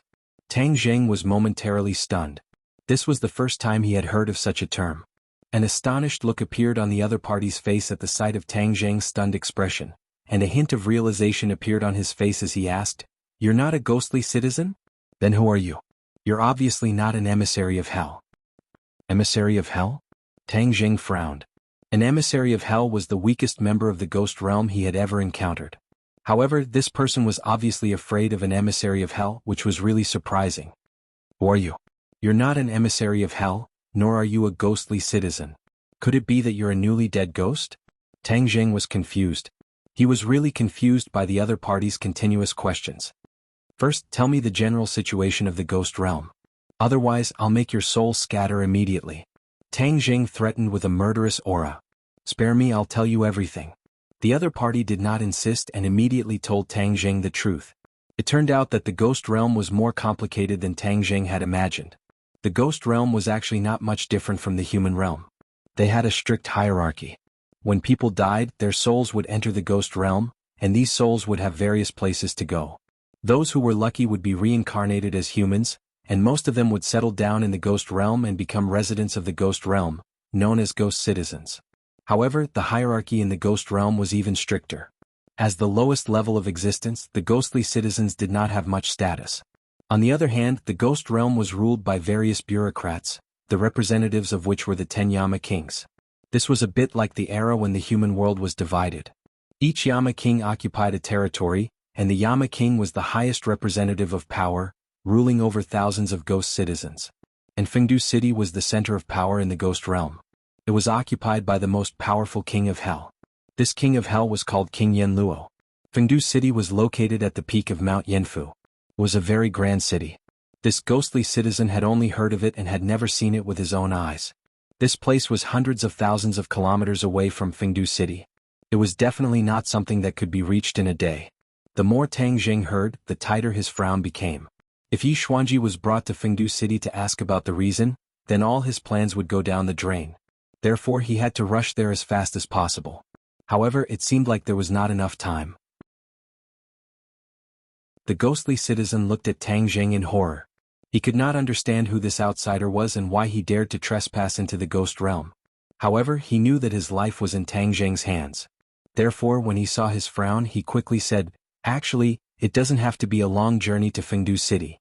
There is a teleportation formation in the Chakravarti King's city that can reach Fengdu City directly." Teleportation formation? Yes, as long as you activate the teleportation formation, you can reach Fengdu City directly. It will save you a lot of time. The ghostly citizen nodded vigorously. Tang Jing's eyes lit up. He asked, "Then how do I get to the Chakravarti King's city?" "This is the Chakravarti King's territory. As long as you walk 500 kilometers to the west, you will reach Chakravarti City. The Chakravarti King is one of the 10 kings of hell. He is the master of this area." The ghostly citizen said respectfully. Tang Jing nodded and asked, "Then how do I use the teleportation formation?" The ghostly citizen said timidly, "As long as you have hell coins, you can use the teleportation formation to reach Fengdu City." Hell coins? What's that? Hell coins are the currency of the ghost realm. However, to use the teleportation formation, you will need a lot of them. Most ghostly citizens won't be able to accumulate that much in their lifetime. Is that so? Then do you have enough? Not enough? Far from enough. The ghostly citizen shook his head like a rattle drum. Tang Jing stared at him skeptically. The ghostly citizen trembled and fell to his knees in front of Tang Jing. He kowtowed repeatedly and begged, "Please let me go. I really don't have that many hell coins. I'm just a ghostly citizen." Looking at his crying appearance, which was not much different from a weak ordinary human, Tang Zheng's heart softened and said, "Okay, I will believe you for now. I will let you go now, but if you dare to tell others about me, I will definitely find you and make your soul scatter." "Yes, I will keep this a secret. Thank you for sparing my life." The ghostly citizen turned around and fled as if he had just been pardoned. He looked back at Tang Zheng and thought, if I tell the Chakravarti king about the invaders, I will definitely be able to become a netherworld envoy. When that time comes, I will be able to strut around. However, Tang Zheng didn't hear his thoughts. He stood straight and stared at the west for a long time. Whoosh! Tang Zheng turned into a shadow and disappeared. Several hours later, Tang Zheng finally saw the outline of a city in the distance. The number of ghostly citizens on the road gradually increased. There were even netherworld envoys patrolling the streets. During this time, he passed by several villages and towns that were not much different from the human world. He couldn't help but click his tongue in wonder. In a daze, he felt as if he had returned to the human world. However, the human world was already a modern society, while the ghost realm was more like the ancient society of the human world. He first found a secluded place to recuperate and recover his stamina and true chi. This time he had entered the tiger's den. He had to be fully prepared for any possible battle. In addition, he had already disguised himself. Yin Chi lingered around his body, making him no different from an ordinary ghostly citizen. Just now he used this disguise to deceive a group of patrolling netherworld envoys. The three ancient characters of Chakravarti city hung above the city wall, emitting a faint glow. The city wall was dozens of feet tall and was completely black. He didn't know what material it was made of, but it gave off a feeling that it was impregnable. There were netherworld envoys standing guard at the city gate, inspecting the ghostly citizens who passed through the gate. Tang Zheng lined up to enter the city. There were ghostly citizens in front and behind him, so he didn't stand out too much. He entered the city without any mishap. When he looked up, he couldn't see the end of the city. The city was really too big. It was bigger than any city in human history. A black cloud floated above the palace. It was like a huge monster overlooking every corner of the city. He suppressed the shock in his heart and carefully walked towards the center of the city. From afar, Tang Zheng saw a majestic palace in the distance. It gave off an invisible pressure. This palace belonged to the Chakravarti king. It was the center of power in the city. Since that ghostly citizen said that the teleportation formation was so mysterious, it must not be in an ordinary place. It was highly likely that it was in the Chakravarti palace. Without a doubt, the Chakravarti palace was heavily guarded. However, Tang Zheng did not retreat. He blended in with the ghostly citizens and quickly approached the palace. The ghostly citizens were bustling with activity. After a long time, the palace was finally fully exposed in front of Tang Zheng. Looking up at it from such a close distance, Tang Zheng once again felt the magnificence of the palace. In front of it, all the ghostly citizens were insignificant. The palace was heavily guarded. The netherworld envoys were guarding all the entrances. Tang Zheng despaired at one glance. Where was he going to find the teleportation formation? Just as he was at his wit's end, a ray of light shot into the sky and into the black cloud above the palace. The black cloud changed and formed a whirlpool, sucking in the light. Tang Zheng's eyes widened. There seemed to be a blurry figure in the light that shot into the sky, disappearing in the black cloud in the blink of an eye. The light disappeared very quickly. Everything returned to normal. Tang Zheng stared blankly at this miraculous scene, not knowing what to do. Beside him, a ghostly citizen also stared blankly at this scene. After a while, he said enviously, "Another ghostly citizen has gathered enough hell coins to take the teleportation formation to Fengdu City. I'm so lucky. I'm afraid I won't have such an opportunity in my life." Yes, Fengdu City is the largest place in the ghost world. I want to go there too. Another ghostly citizen said with great yearning. Tang Zheng's heart skipped a beat. That ray of light was actually a teleportation formation. From the looks of it, it was at the right wing of the palace. He shifted his gaze and saw that there was indeed another door at the right wing of the palace. There were many netherworld envoys standing there, strictly inspecting the ghostly citizens who entered. Every ghostly citizen handed over a money bag to the netherworld envoys. It must be filled with hell coins.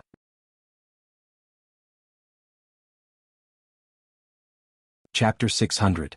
The ghostly citizens carrying the money pouches passed through the entrance of the palace one after another before disappearing from sight. Tang Zheng began to panic as the number of ghostly citizens dwindled. No, I have to find some hell coins. Time waits for no one. His gaze landed on the money pouch of an excited ghostly citizen. What a sin. Today I'm going to be the one who takes advantage of you. He quietly walked over to the ghostly citizen and stole the money pouch from him. Then he quickly rushed to the entrance and handed it over to the emissary.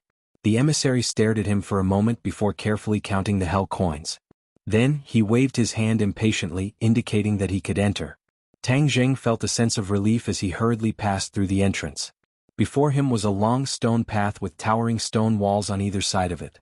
The ghostly citizens appeared particularly small and insignificant under the towering walls.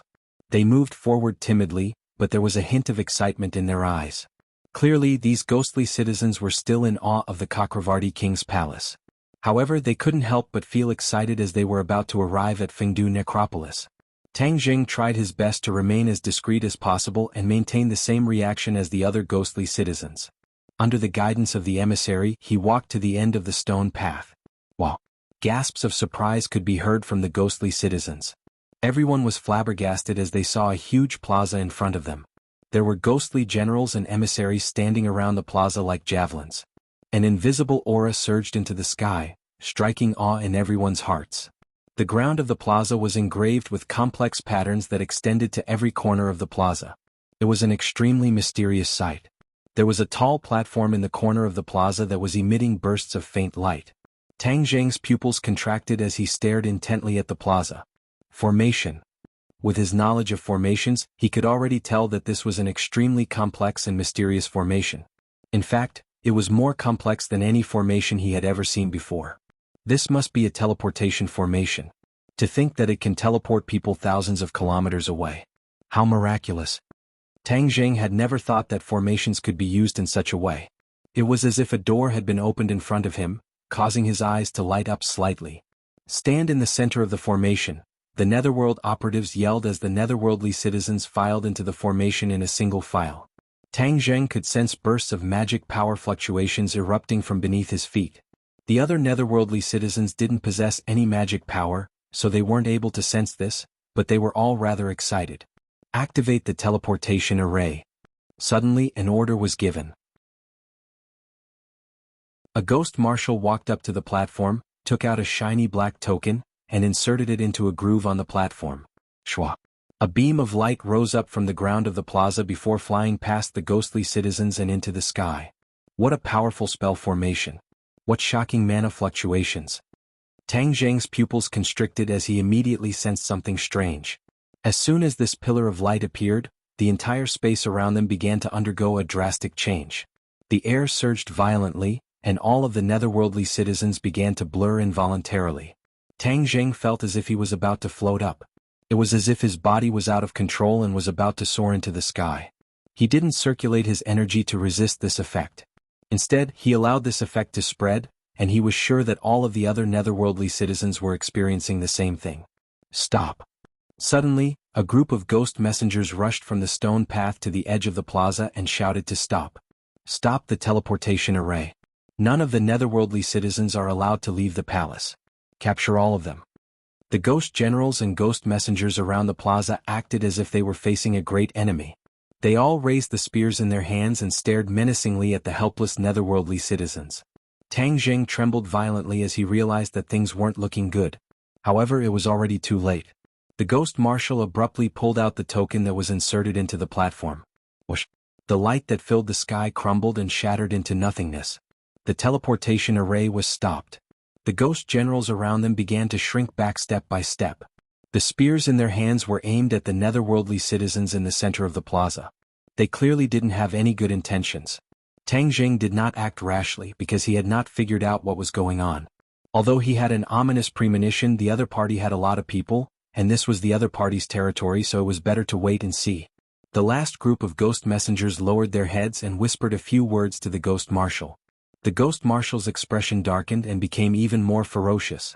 Its eyes were cold as it stared menacingly at the netherworldly citizens. Bang! The ghost marshal took a few large steps forward. The sound of its footsteps was so loud that it hurt everyone's eardrums. One of you is an intruder, the ghost marshal said with killing intent. Intruder? The netherworldly citizens were confused and looked at each other. Tang Zheng didn't show any abnormalities. Just like the other netherworldly citizens, he hid it very well. If you're smart, stand out right now. Otherwise, I guarantee that after I catch you, I will send you to the 18th level of hell and let you suffer the cruelest punishment until you die." Hearing this, many of the netherworldly citizens' expressions changed. They muttered, "The 18th level of hell is the most terrifying place in the ghost realm. No one would want to go there." "You don't want to stand out? Someone has already informed us that you are an intruder. We will make you suffer the harshest punishment. In a moment I will send all of you to the 18th level of hell. At that time, you will be able to fly south even if you grow wings," the ghost marshal sneered. "Spare us, your excellency, spare us." The netherworldly citizens immediately begged for mercy. Fear was written all over their faces. Some of the ghost marshals even knelt on the ground and kowtowed like they were pounding garlic. Tang Jing was shocked. These people had paid hell coins to use the teleportation formation, but they were sent to the 18th level of hell without any explanation. The management of the ghost realm was too chaotic and dark. "Who is the intruder? Hurry up and stand out. Don't implicate us," one of the netherworldly citizens said with tears and snot. The netherworldly citizens all looked at each other, suspecting that the other was the culprit. As the true culprit, Tang Zheng was in a mess. He had let that netherworldly citizen go, but he didn't expect that he would go back on his word and expose him, causing him to fall short of success. What he didn't know was that ordinary netherworldly citizens could benefit from this kind of whistleblowing. The whistleblower could easily become a netherworld servant. This was power. In a society where power was concentrated in the ghost realm, the ordinary netherworldly citizens' desire and passion for power was unimaginable to Tang Zheng. After this battle, Tang Zheng clearly understood the truth of the ghost realm. Although the ghost realm was another world, it was actually very different from the human realm. This was especially true for the netherworldly citizens, who were completely different from humans. Their values were too different. Since he had come to the enemy's territory, he couldn't use the human realm's moral values and conduct as a benchmark. A woman's soft-heartedness would lead to big trouble sooner or later. Seeing that there was no movement after a long time, the ghost marshal became impatient. He waved his hand and said, "Take them all to the 18th level of hell and let them have a taste of purgatory." Tang Jing didn't want to experience this. Moreover, after this delay, it would be more difficult for him to use the teleportation formation to reach Fengdu City in the future. Thus, he swept his eyes and immediately locked onto the token in the ghost marshal's hand. He imitated the other netherworldly citizens and pretended to beg for mercy as he moved toward the ghost marshal. But before he could get close to the ghost marshal, the latter had already put away the token. Without the token, the teleportation formation wouldn't be able to be activated and everything would be meaningless. Therefore, he had to activate the teleportation formation. Seeing that the token was about to disappear, Tang Zheng's eyes were sharp and his hands were fast. He directly rushed out of the crowd of netherworldly citizens and headed straight for the ghost marshal. "Catch him." Swish swish swish. The spear in the ghost marshal's hand pierced towards Tang Zheng's chest. If he was hit, then Tang Zheng would be pierced into a hedgehog. However, Tang Zheng was much faster than the ghost marshal. He flew past the muzzle of the spear and arrived in front of the ghost marshal. He reached out with his long hand and grabbed the token. The ghost marshal saw through Tang Zheng's motive and hurriedly kept the token. He raised the spear in his hand and stabbed it towards Tang Zheng. Swish. War Soul appeared out of thin air and accurately met the attack. Clang. Sparks flew as War Soul and the spear clashed fiercely. Tang Zheng had fought with the ghost marshal before, so he had some experience. As for the ghost marshal, he had obviously underestimated Tang Zheng's strength. Therefore, the spear shook and flew out of his hand. Tang Zheng did not hesitate to seize this opportunity. His long hand flew out and grabbed the ghost marshal's neck, breaking it without hesitation. He then reached into his pocket and took out the token. The token was completely black and filled with an ancient aura. This token was the key to activate the teleportation formation. With the key in hand, Tang Zheng did not hesitate to approach the platform and insert the token to activate the teleportation formation. However, things did not go as he wished. The other ghost generals blocked his path and stabbed their spears towards him again. Fast, ruthless, accurate. This time, Tang Zheng had no way of dodging and could only use his sword to counterattack. The Flying Immortals Beyond Heaven sword technique shone brilliantly as Battle Spirit's sword light danced in the air. Ding ding dang dang dang, a long string of spears was cut in two. However, this did not frighten the ghost generals. Instead, it aroused their ferocious nature. No matter who you are, you dare to trespass into the ghost realm and create havoc in Chakravarti City. Your end is here. Tang Jing snorted and waved his war soul. Sword light flashed and ghost generals and ghost messengers fell to the ground one after another. The other ghost citizens were scared silly. They were originally ambitious to go to Fengdu City, but they encountered such a situation. Tang Jing would not apologize. Ever since that ghost citizen told on him, he did not have any good feelings or pity for ghost citizens. There were not many ghost generals and ghost messengers in the square. Tang Jing used his own strength and the heaven-grade magic treasure War Soul. It was as if he had entered an unstoppable state. Wherever he passed, ghost generals and messengers would fall. Dong dong dong. A series of uniform footsteps gradually approached. In an instant, many ghost marshals, ghost generals and ghost messengers appeared around the square. They looked at this scene with their mouths agape. Looking at their fallen comrades, the shock in their hearts could not be calmed down for a long time. The ghost realm had been peaceful for many years. There were very few people who had the guts to trespass into the ghost realm and create havoc. This was simply like poking a hornet's nest. Therefore, every one of them was extremely angry. With a loud roar, "Formation!" their figures changed and quickly closed in on Tang Jing. They surrounded him so tightly that not even a drop of water could pass through, cutting off his connection with the platform.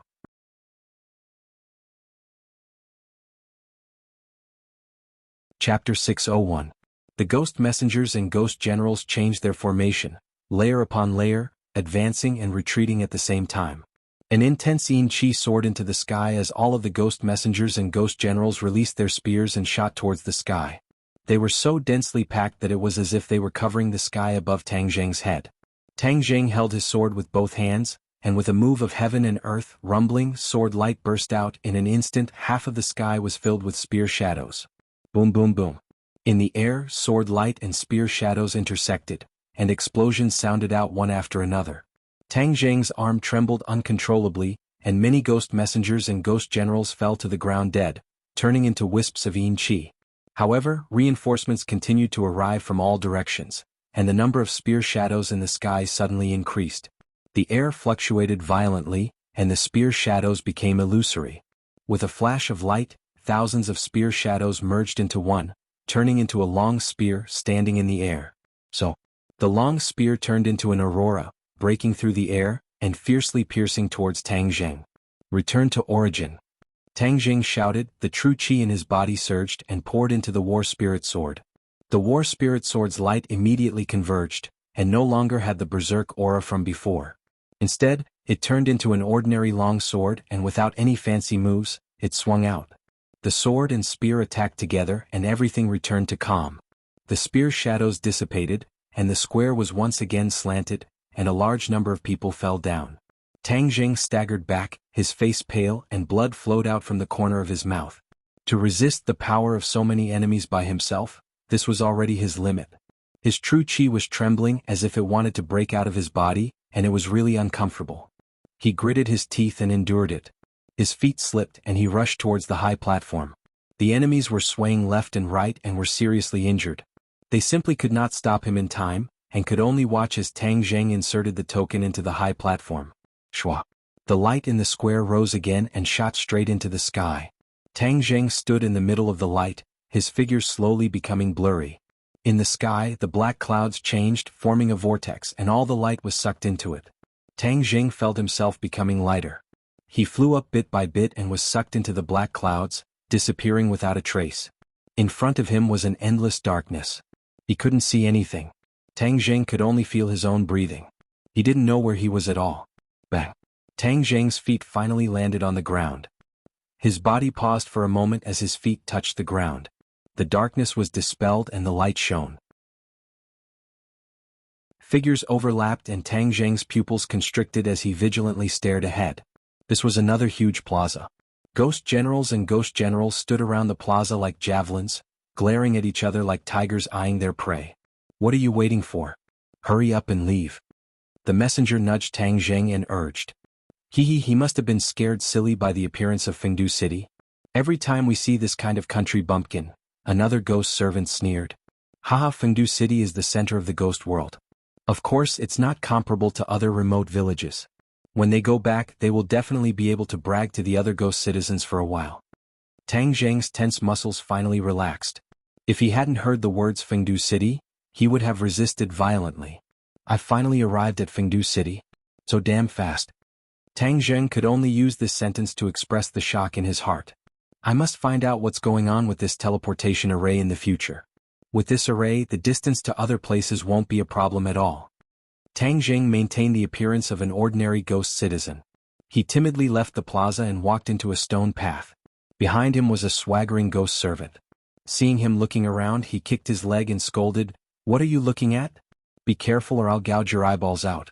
Is Yama Palace a place where you can look as you wish?" Yama Palace. Tang Zheng's heart violently thumped a few times. He remembered that Fengdu City was the territory of King Yama. This Yama Palace was probably King Yama's palace. This was the center of power in Fengdu City, a true dragon's pool and tiger's den. Since the other party brought Yi Xuanji's soul to Fengdu City, it's most likely to be brought to Yama Palace. Yama Palace is heavily guarded. If I go out, it won't be easy to come in again. Why don't I take advantage of this opportunity to search around? Tang Zheng's eyes lit up. He thought that this method was reliable. Seeing that Tang Zheng didn't restrain himself and instead looked around even more unscrupulously, the ghost servant was furious. He scolded, "Country bumpkin, you don't know the rules from a small place. Today I will teach you the rules of Fengdu City." After that, the whip in his hand fiercely lashed at Tang Zheng. Tang Zheng suddenly turned around and raised his hand to grab the whip. With a forceful pull, the ghost servant was dragged in front of him. Their eyes met and they were very close. The ghost servant was shocked. He looked at this lowly ghost citizen in horror. Soon after, he came back to his senses and flew into a rage. "You are courting death." The ghost servant attacked again, but Tang Zheng grabbed his fist and twisted it. The ghost servant's arm turned into a fried dough twist. The pain made him grimace. "Who are you?" The ghost servant was not stupid. The difference between ghost citizens and ghost servants was like a chasm. How could he resist him? This was definitely not a ghost citizen. Tang Zheng grabbed the ghost servant's neck and stopped him from shouting. He stared at him fiercely and said, "If you dare to shout, I will make your soul scatter. Obediently answer my question." The ghost servant rolled his eyes, but other than pain, his eyes were full of anger. "Humph, if you don't want to cooperate, then there is no need for you to keep your other arm." In an instant, both of the ghost servant's arms were twisted into a fried dough twist. The ghost servant was in so much pain that he looked like a ferocious ghost. "Now you know how to cooperate?" The ghost servant hurriedly nodded. "Do you know where the ghost in Reincarnation City went?" The ghost servant was at a loss. Seeing the ferocious look in Tang Zheng's eyes, he hurriedly moved his throat and wanted to speak. "Don't shout or I will kill you immediately." The ghost servant nodded. Tang Zheng released his grip. The ghost servant took a deep breath and said hurriedly, "Although I do not know about ghosts, I saw the Chakravarti king bring his elites to Fengdu City. Then they were taken away by King Yenlua's bodyguards. The Chakravarti king was here too. No wonder the Chakravarti city was weak, which gave Tang Zheng the opportunity to take advantage of it. Tang Zheng did not think that he could go against the 10 kings of hell alone. The Chakravarti king must be a very powerful existence. But now that the Chakravarti king was here, he would have to face 2 kings of hell. Tang Zheng was even more inferior. But even if he knew that there were tigers in the mountains, he still had to go there. "Where will the Chakravarti king be taken to?" Tang Zheng asked again. "Where is the meeting hall?" "West. Can you let me go now?" "I will not make the same mistake twice. I will not trust the people of the ghost world again," Tang Zheng said coldly. Crack. With a twist of his neck, the ghost servant died and turned into Yin energy, disappearing without a trace. Tang Zheng rushed towards the direction of the assembly hall, disappearing into the orderly and majestic group of palaces. Along the way, he avoided a few pairs of patrolling ghost servants and arrived at the center of Yama Hall. There were obviously more guards. Not only were there patrolling teams in the open, Tang Zheng also found a few spies in the dark.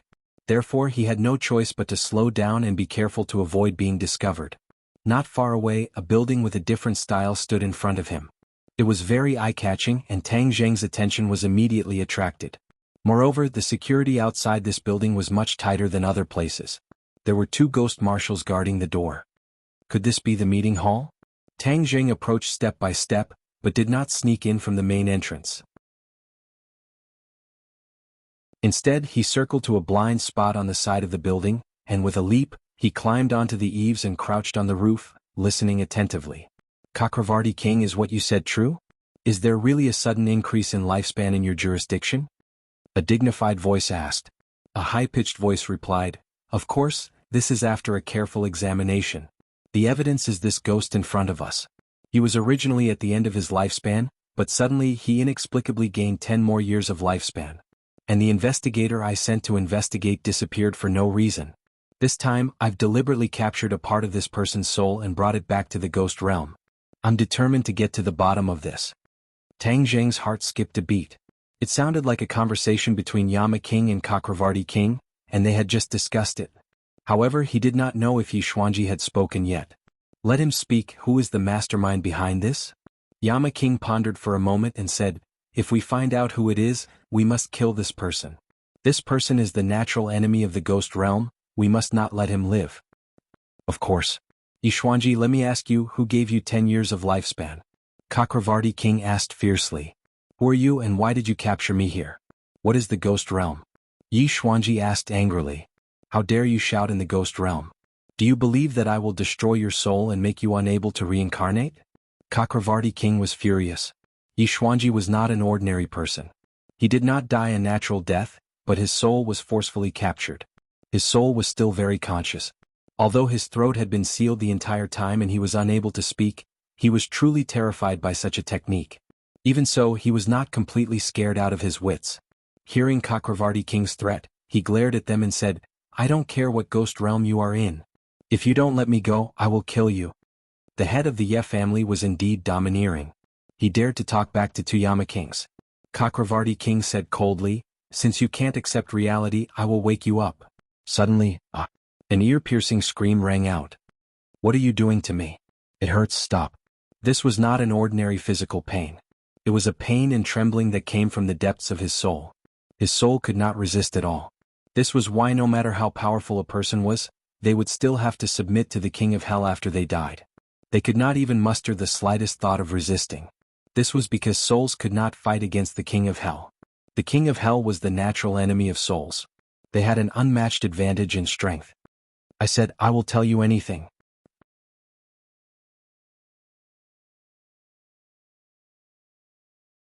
Chapter 602. Hearing Yi Xuanji's words, Tang Jing knew that things were not going well. The head of the Ye family did not seem to be as tough as he thought. There was no way to hide anymore. Boom. With a fierce stomp of his feet, a large hole appeared in the roof, and the tiles fell down like raindrops. Tang Jing flew down, and while he was still in the air, the War Soul Sword flashed, and it had already slashed towards the people in the meeting room with an indomitable will. "Who is it?" Shouts burst out. One by one, figures rose from the ground. The magic weapon in their hands shone brightly as they welcomed the War Soul Sword. Tang Jing took the initiative. The heaven-flying immortal sword technique was continuously used. Its power was peerless and it collided with the magic weapon of the others. Then he took the opportunity and rushed towards Yi Xuanji without hesitation. Yi Xuanji still had a look of fear and pain between his brows, but in the next moment, he looked at this uninvited guest with his mouth agape. Especially that gorgeous and domineering sword technique, it caused his mind to be greatly shaken. There was a sense of familiarity that he could not figure out for a while. He did not recognize Tang Zheng. Because, ever since he came to the ghost realm, Tang Zheng had already used an illusion to change his appearance. Seeing that this uninvited guest was actually running towards him, Yi Xuanji's eyes widened even more. His face revealed a terrified expression. He did not think that he could escape from the opponent's sword. He wanted to escape very much, but his body was already imprisoned. He could not move. He could only watch the opponent approach like a puppet. He was so frightened that he turned pale. He kept screaming without the slightest aura of the head of the family. Suddenly he was stunned. The long sword did not fall on his body. Instead, this uninvited guest grabbed his shoulder and pulled him back, rushing towards the door. "This person is here to save me?" Yi Xuanji's mind was confused. There was someone in this damn place who cared about him and even risked his life to save him? Who is this person? That's right, why did the sword technique just now have a sense of familiarity, as if he had seen it somewhere before? He did not have enough time to think about this question. Because an angry roar exploded his eardrums like rolling thunder. "Stop him." King Yanluo flew into a rage.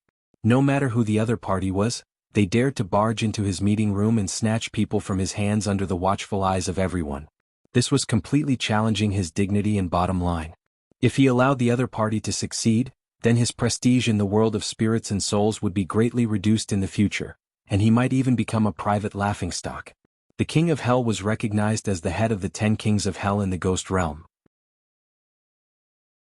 The other kings of hell had long coveted this position. If he couldn't stop the other party this time, then even his position would be in danger. Under the command of King Yenluo, the sound of breaking through the air rang out. One after another, ghostly figures chased after Tang Zheng. All sorts of magical treasures illuminated the meeting hall, making it dazzling.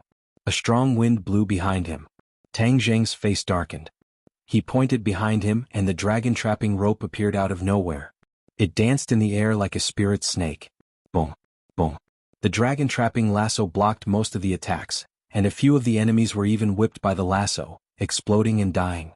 However, there were too many attackers and there were still a few that slipped through the net and hit Tang Zheng's back.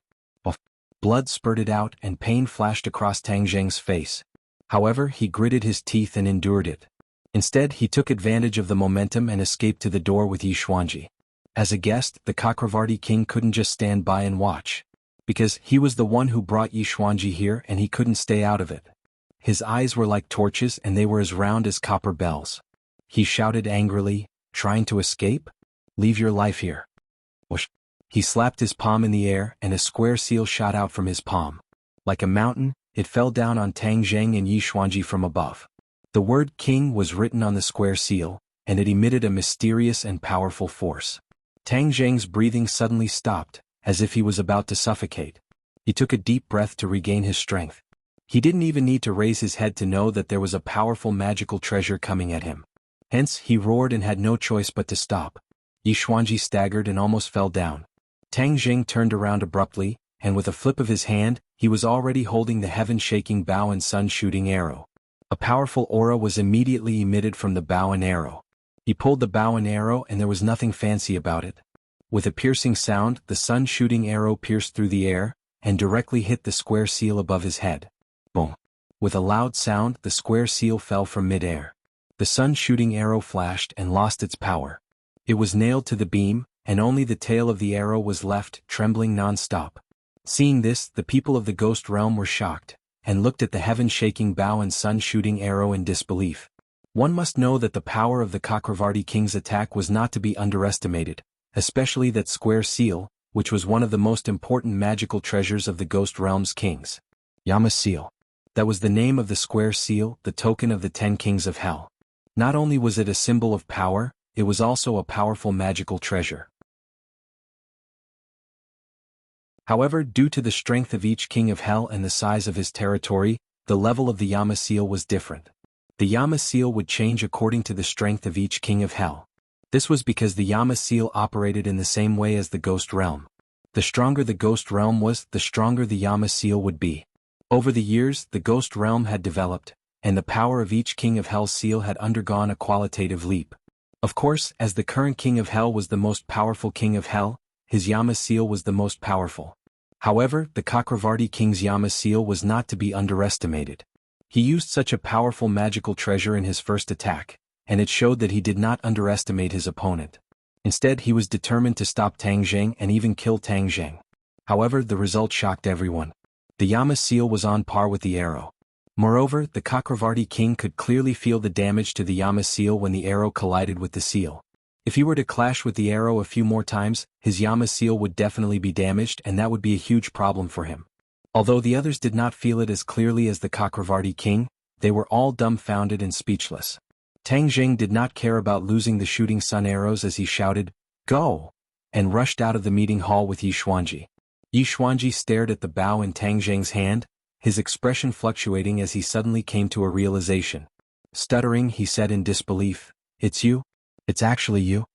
Seeing the shooting sun arrows and the sky-shattering bow, Yi Xuanji was sure of Tang Zheng's identity, but he still could not believe that it was him who came to save him. In the past, he had tried many times to cut ties with Tang Zheng, but he did not expect that he would be the one to stand up for him in this moment of crisis. But in an instant he realized another problem. He already understood that he was just a strand of soul. His usual superb martial arts had no substantial effect and could not be used at all. Right now, he did not even have the strength to truss a chicken and was at the mercy of others. He did not like this deep sense of danger. However, looking at Tang Jing, he could not understand why Tang Jing was still so powerful. Furthermore, he was several times more powerful than when they first met. This was simply illogical. Before Yi Xuanji could lament for too long, Tang Jing's pupils constricted as he knew that his identity had been exposed. He stared at him and said in an unfriendly tone, "If you want to live, don't talk nonsense." Yi Xuanji's neck shrunk as he understood that these people were here for the life-continuing pill. The life-continuing pill came from Tang Jing's hands, which meant that it was inextricably linked to him. In an instant, Yi Xuanji finally understood the cause and effect. Hearing Tang Jing's unfriendly warning, although he was a little angry, he tactfully shut his mouth. Only his eyes were left as he stared at this mysterious scene. "You guys are indeed together. Could it be that you are the one behind this? To think that you have the ability to trespass into the ghost realm. This is a good opportunity to take you down and find out what happened." King Yanluo spoke again as his expression became unprecedentedly serious. Obviously, the confrontation between the shooting sun arrows and King Yanluo's seal had shaken King Yanluo. He did not dare to slight Tang Jing and understood that this would not be a small battle. However, this was his home ground after all, and he had absolute confidence in taking down his opponent. Tang Jing did not care about the other party's question. He knew that there was a big gap between his strength and King Yanluo's. If he continued to fight, only death would await him. He immediately warned Yi Xuanji in a low voice, "You must stay by my side, this will be a fierce battle. If you are too far away from me, then I won't be able to protect you, and you will never be able to return to the human realm to see your family again." Yi Xuanji nodded, "Don't worry, I will try my best not to cause trouble for you." After all, he was the head of the family and a smart person. He knew what was more important and what was more important. The Chakravarti king's face flushed red. His attack did not succeed and he wanted to make up for it and regain his face. However, King Yanluo did not give him the chance. Since the Chakravarti king had failed, if King Yanluo defeated Tang Jing, he would be able to suppress the Chakravarti king. As the kings of hell who had always been fighting in the open and in the dark, King Yanluo was very willing to harm others to benefit himself. His figure flashed and instantly closed the distance between him and Tang Jing. His palm flashed as the terrifying power of King Yanluo's seal was immediately released. In the ghost realm, King Yanluo's seal is everything. Unlike the Chakravarti king, King Yanluo did not fight head-on. Instead, he used another function of King Yanluo's seal, soul absorption. King Yanluo's seal could absorb any soul in the ghost realm as long as the user was strong enough. Even the 10 kings of hell were no exception. When these souls were absorbed by King Yanluo's seal, they would be directly transported to the 18th level of hell and suffer incomparable pain. King Yanluo was very confident. He wanted to let his opponent have a taste of the 18th level of hell and let him understand the power of the ghost realm. Tang Jing did not know this. Seeing that his opponent had activated King Yanluo's seal again, he did not hesitate to draw his bow and arrow, preparing to use the same trick again. Suddenly, a wave of dizziness hit him. He felt that his soul was about to leave his body. The King Yanluo's seal was like a black hole, attracting his soul.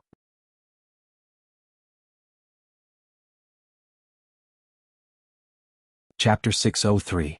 His soul was about to leave his body. This feeling was too mysterious. Tang Jing couldn't help but cry out. Yama Wang sneered and said disdainfully, "Struggling? Is there any use?" Tang Jing didn't comment and hurriedly circulated his true qi. However, he found that everything was in vain.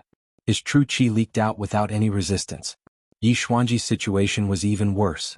He was originally a wisp of soul, so he directly floated toward Yama's seal. "Stop!" Tang Jing gritted his teeth and roared, grabbing Yi Xuanji. But in an instant, he felt that his soul was attracted by an even greater force.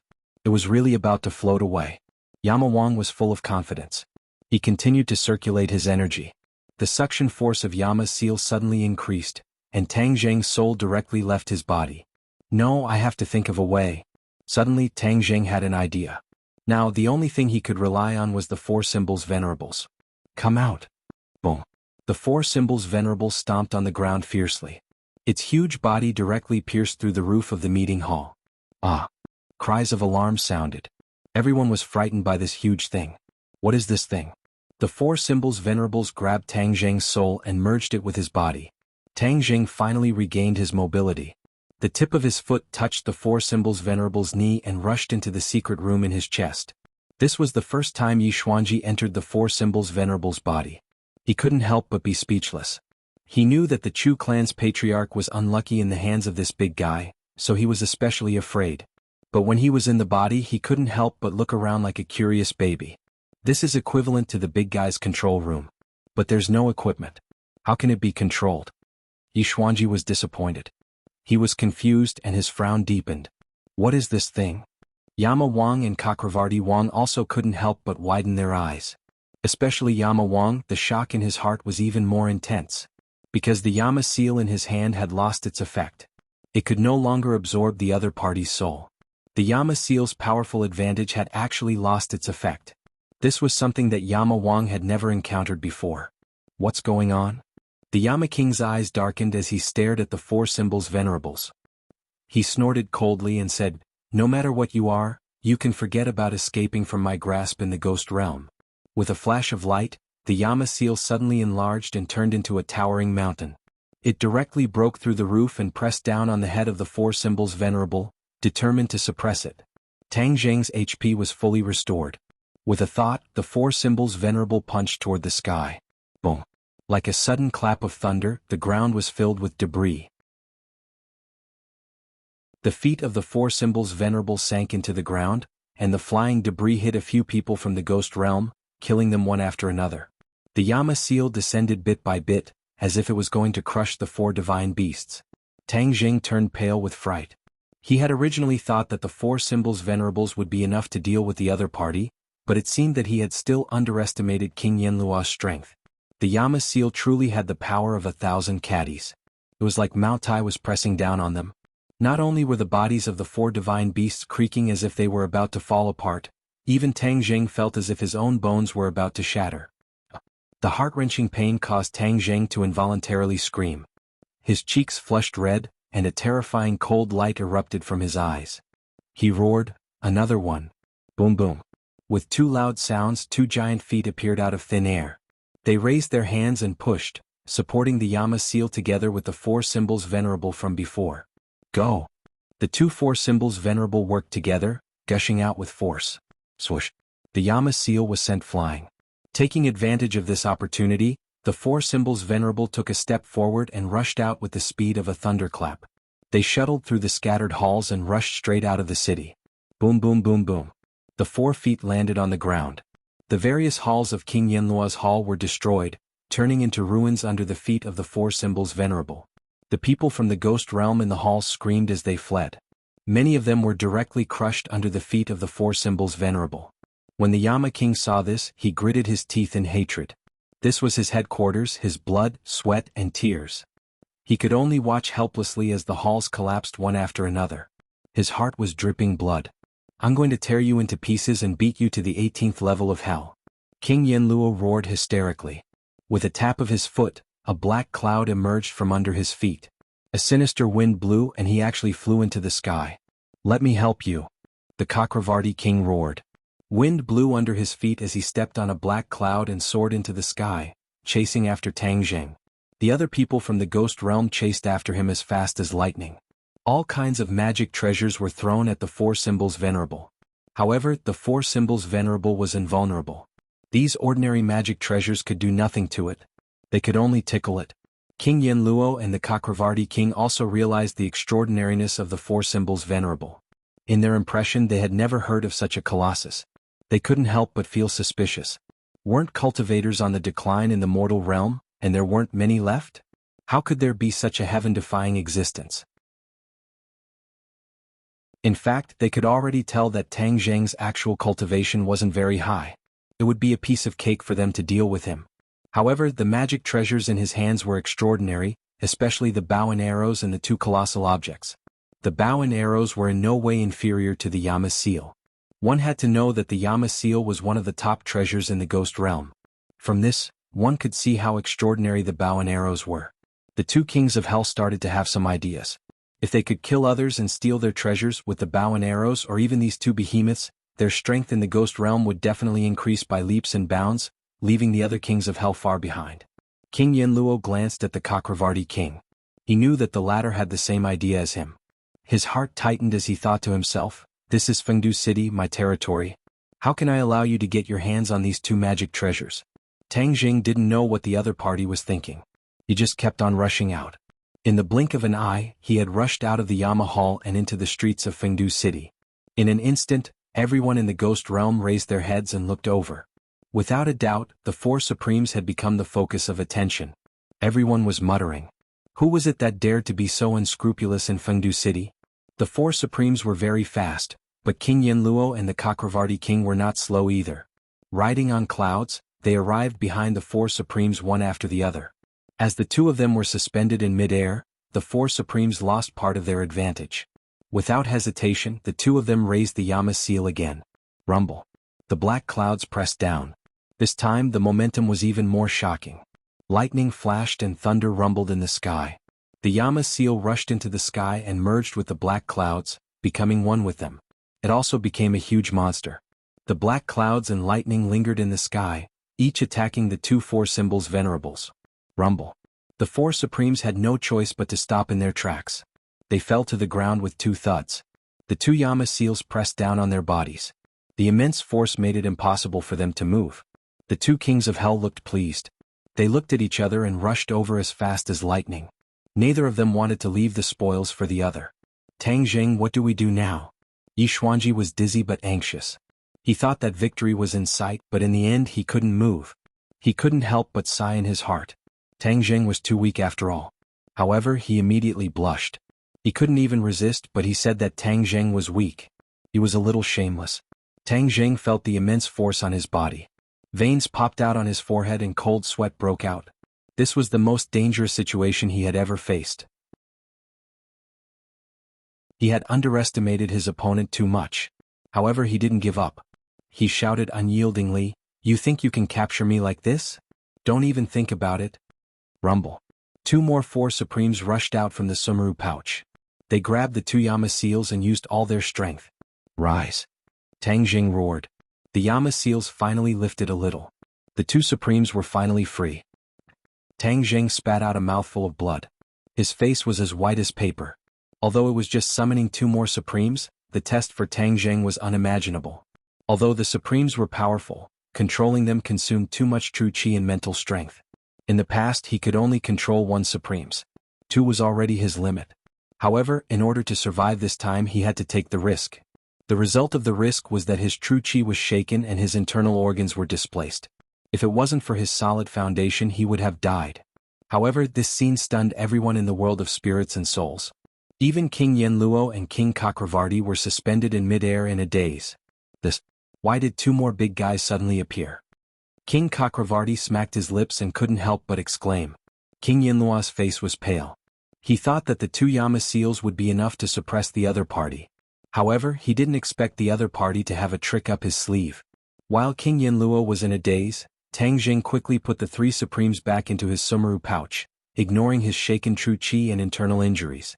His power and mental strength were barely enough to control one four symbols venerable, so how could he possibly control four symbols venerables? He dragged his exhausted body and drove the four symbols venerables toward the towering city walls of Necropolis. The others didn't know that he was already at the end of his rope. They watched him escape, but no one dared to act rashly. Finally, King Yenluo came back to his senses and roared, "Stop right there!" Whoosh! Riding on the clouds, he gave chase.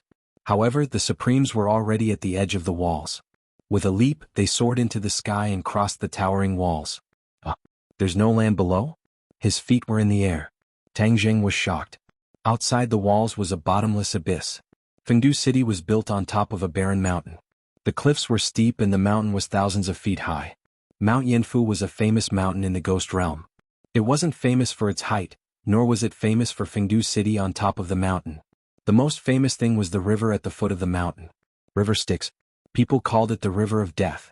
Tang Jing watched as the four divine beasts fell into the river.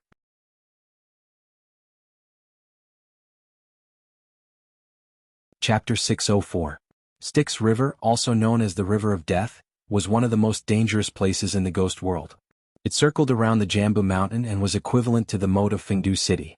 Fengdu City was only connected to the outside world by an iron chain bridge. It was easy to defend and difficult to attack. Therefore, Fengdu City had a unique advantage and became the most heavily guarded fortress in the ghost world. The water in Styx River had no buoyancy. Anything, even a feather, would sink immediately if it fell on it. Even if you were a swimmer, the fish in the water could not survive in Styx River. Once they fell into the river, they would be buried at the bottom. Even King Yenluo did not dare to take the risk. Thus, when he saw Tang Jing hiding among the 4 divine beasts and falling into the underworld river like a meteor, he hurriedly stopped his forward momentum and stopped on the towering walls of Fengdu City as he stared at the colossus with a burning gaze. The others also caught up and looked at this scene in a daze. Soon after, they were overjoyed. This guy was really reckless. He trespassed into Fengdu City and finally lost his life. However, King Yenluo and King Chakravarti were slightly disappointed because the 2 powerful magic treasures were buried at the bottom of the river and did not fall into their hands. As something is wrong. There is still 1 arrow left. King Yenluo suddenly had an idea. He turned around and ran. Finally, he found an arrow on the broken beam of the meeting hall. This was the shooting sun arrow shot by Tang Jing. Unfortunately, he could not retrieve it and it benefited King Yenluo. King Yenluo caressed the body of the arrow and waves of mana rippled. He was overjoyed. This must be a divine weapon. I must keep it and treat it as compensation for this loss. Whoosh! A strong wind blew. King Chakravarti stood in front of King Yenluo and stared at the shooting sun arrow. King Yenluo laughed mockingly and asked, "You want it?" King Chakravarti's expression changed. Of course he wanted it. He had seen the power of this arrow. It was not an ordinary magic treasure to be able to fight against King Yenluo's seal. However, the Chakravarti king wasn't as strong as the king of hell. Furthermore, this was the king of hell's territory. He didn't have any advantage in terms of timing, location, and people. Hence, he could only be envious and definitely wouldn't take it for himself. The Chakravarti king smiled sheepishly. Of course not. These are your spoils of war. Where's that guy? Sinking to the bottom of the Nether River means certain death.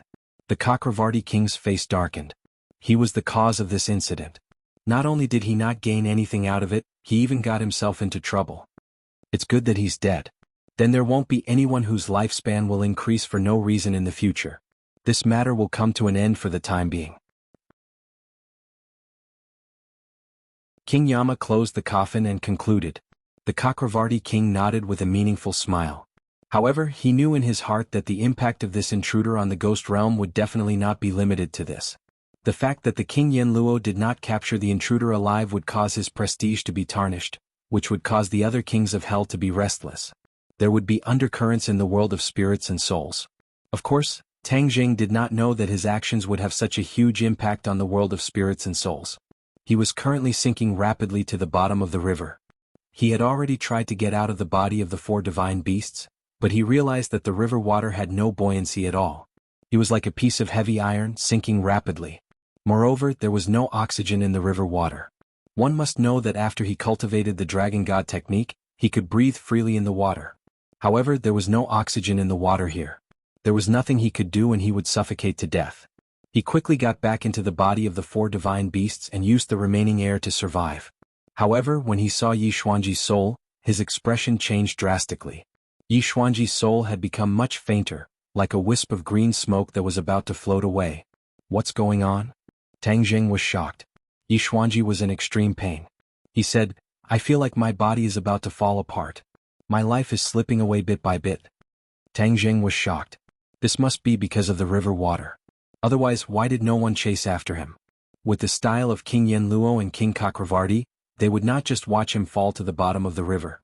There must be something wrong with the river water that made them fearful and did not dare to step into it. Your soul is weakening. Soon your soul will disperse. Tang Jing circulated his energy and immediately understood what was going on with Yi Xuanji. Disperse. Yi Xuanji's expression changed drastically. He was scared out of his wits. After experiencing so many things, his nerves had become very weak. If it was a normal person, they would have been scared out of their wits. It was already commendable for him to be able to hold on until now. Tang Jing, you must save me. You can't just watch me die. You are Ding Dong's boyfriend. Yi Xuanji said anxiously. Tang Jing was slightly startled. The Yi Xuanji in the past was not so weak and would not beg so humbly.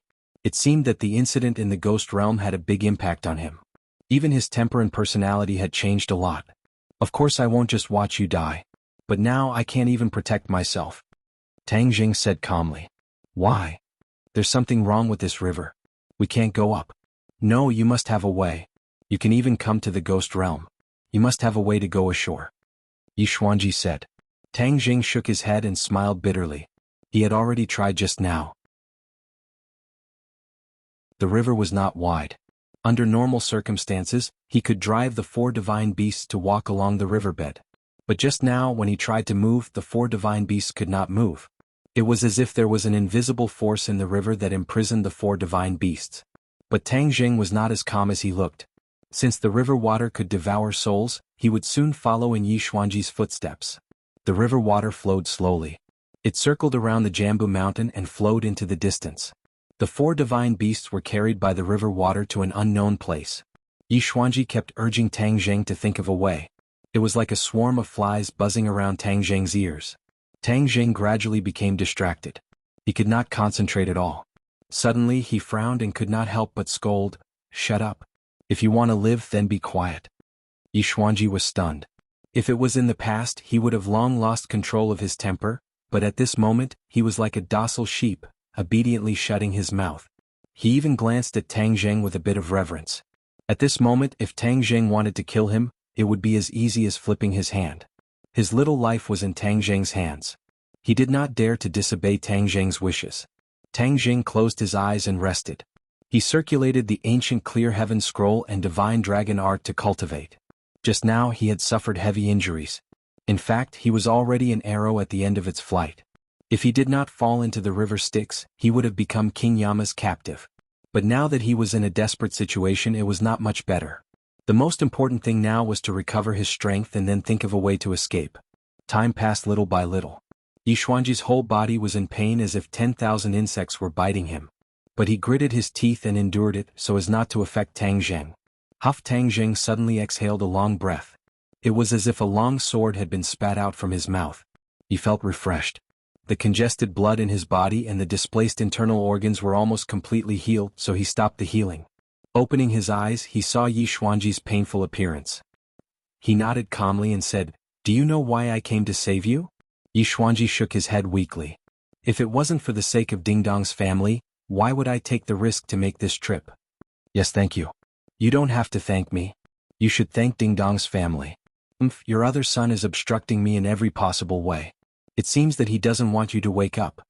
Tang Jing did not mind taking the opportunity to make Yi Tianming look bad. Doesn't he know that he has always coveted the position of patriarch? "I won't let you have your way. On the contrary, Uncle Yi and Aunt Feng have always been good to me. I helped them to consolidate their strength in the Ye family. Of course, I am duty-bound to help them." "How dare you? When I go back, I must teach Tianming a lesson." Yi Xuanji was furious. You raised a son for a lifetime, but in the end you don't care about your life or death. Your life is really sad." Tang Jing said jokingly. Yi Xuanji's face was ugly, but he had no way to refute. In fact, there were many power struggles in big families. There were countless cases of brothers and fathers fighting openly and secretly. In ancient times, there were many cases of princes killing their own father to become emperor. So Yi Xuanji did not doubt Tang Jing's words. This was equivalent to planting a seed of doubt in Yi Xuanji's heart. It was enough to make Yi Tianming suffer. Tang Jing did not care about Yi Xuanji's thoughts. Instead, he channeled his energy to perceive the situation outside. The river was still flowing outside.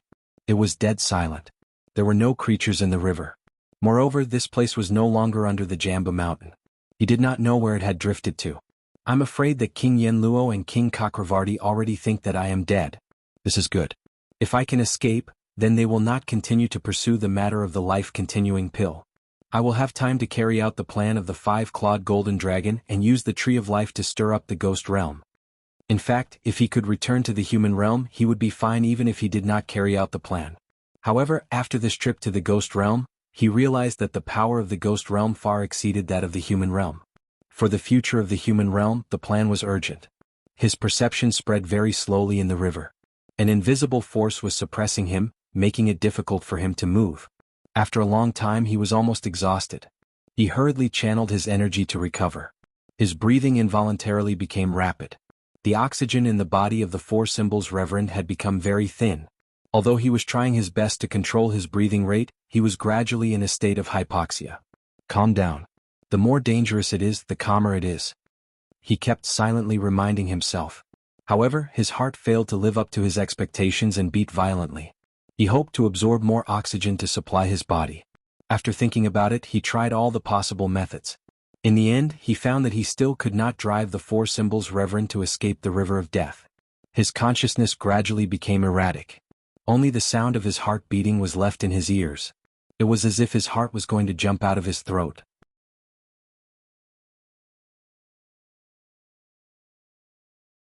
Chapter 605. Looking at Tang Zheng's situation, Yi Xuanji was extremely anxious, but there was nothing he could do. He wanted to keep urging him, but in the end he held back. Tang Zheng felt that his soul was about to leave his body. The feeling of drifting was getting stronger and stronger, as if his soul was about to fly up into the sky. His heart was beating violently, and his breathing became hurried. He gasped for air, but there was too little air. After a while, the air was about to dry up. Bang, bang, bang.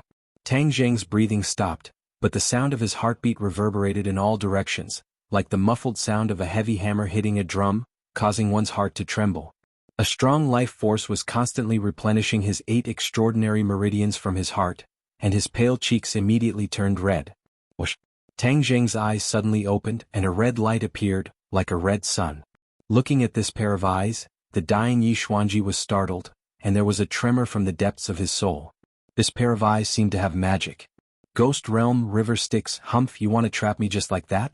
Tang Zheng spoke and his voice was completely different from before. Tang Zheng, quickly think of a way, don't dawdle. Yi Xuanji saw him talking to himself, and finally couldn't help but urge him. Who do you think you are? How dare you order me around? Tang Zheng's eyes flashed and he glanced at Yi Xuanji. Yi Xuanji felt as if he was struck by lightning, and there was an explosion in his mind, as if his soul was about to completely scatter. You, how did you change? Yi Xuanji's expression changed greatly, and he asked in fear. Tang Zheng snorted and didn't say anything. He waved his hands and with 3 loud sounds, 3 undercurrents surged in the river Styx. 3 four symbols venerable appeared.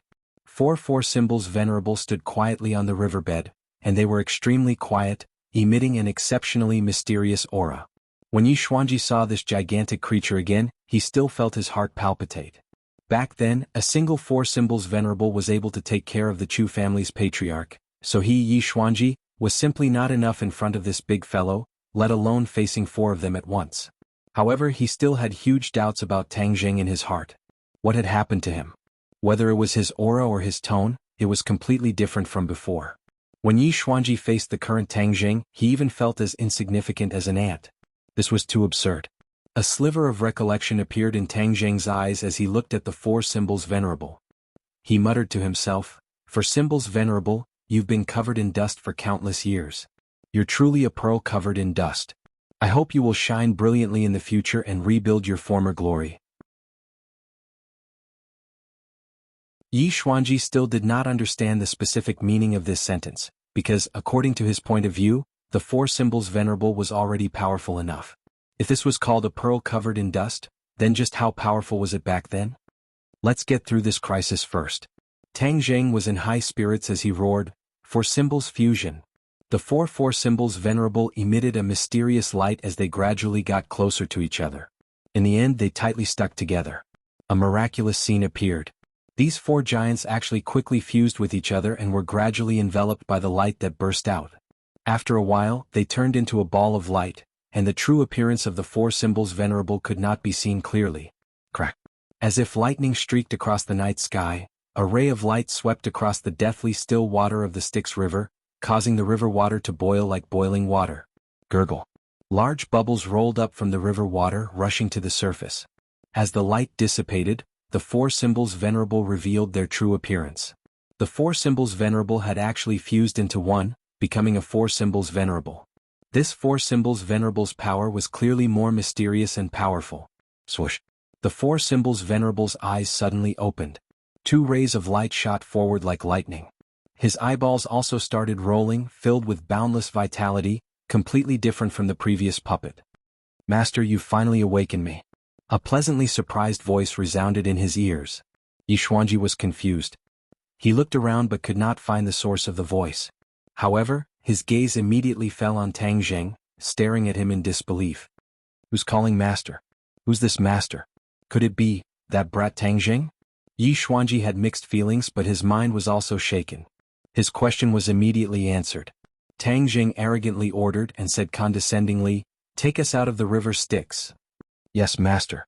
The four symbols venerable nodded. His body shone brightly as he kicked off the riverbed. What?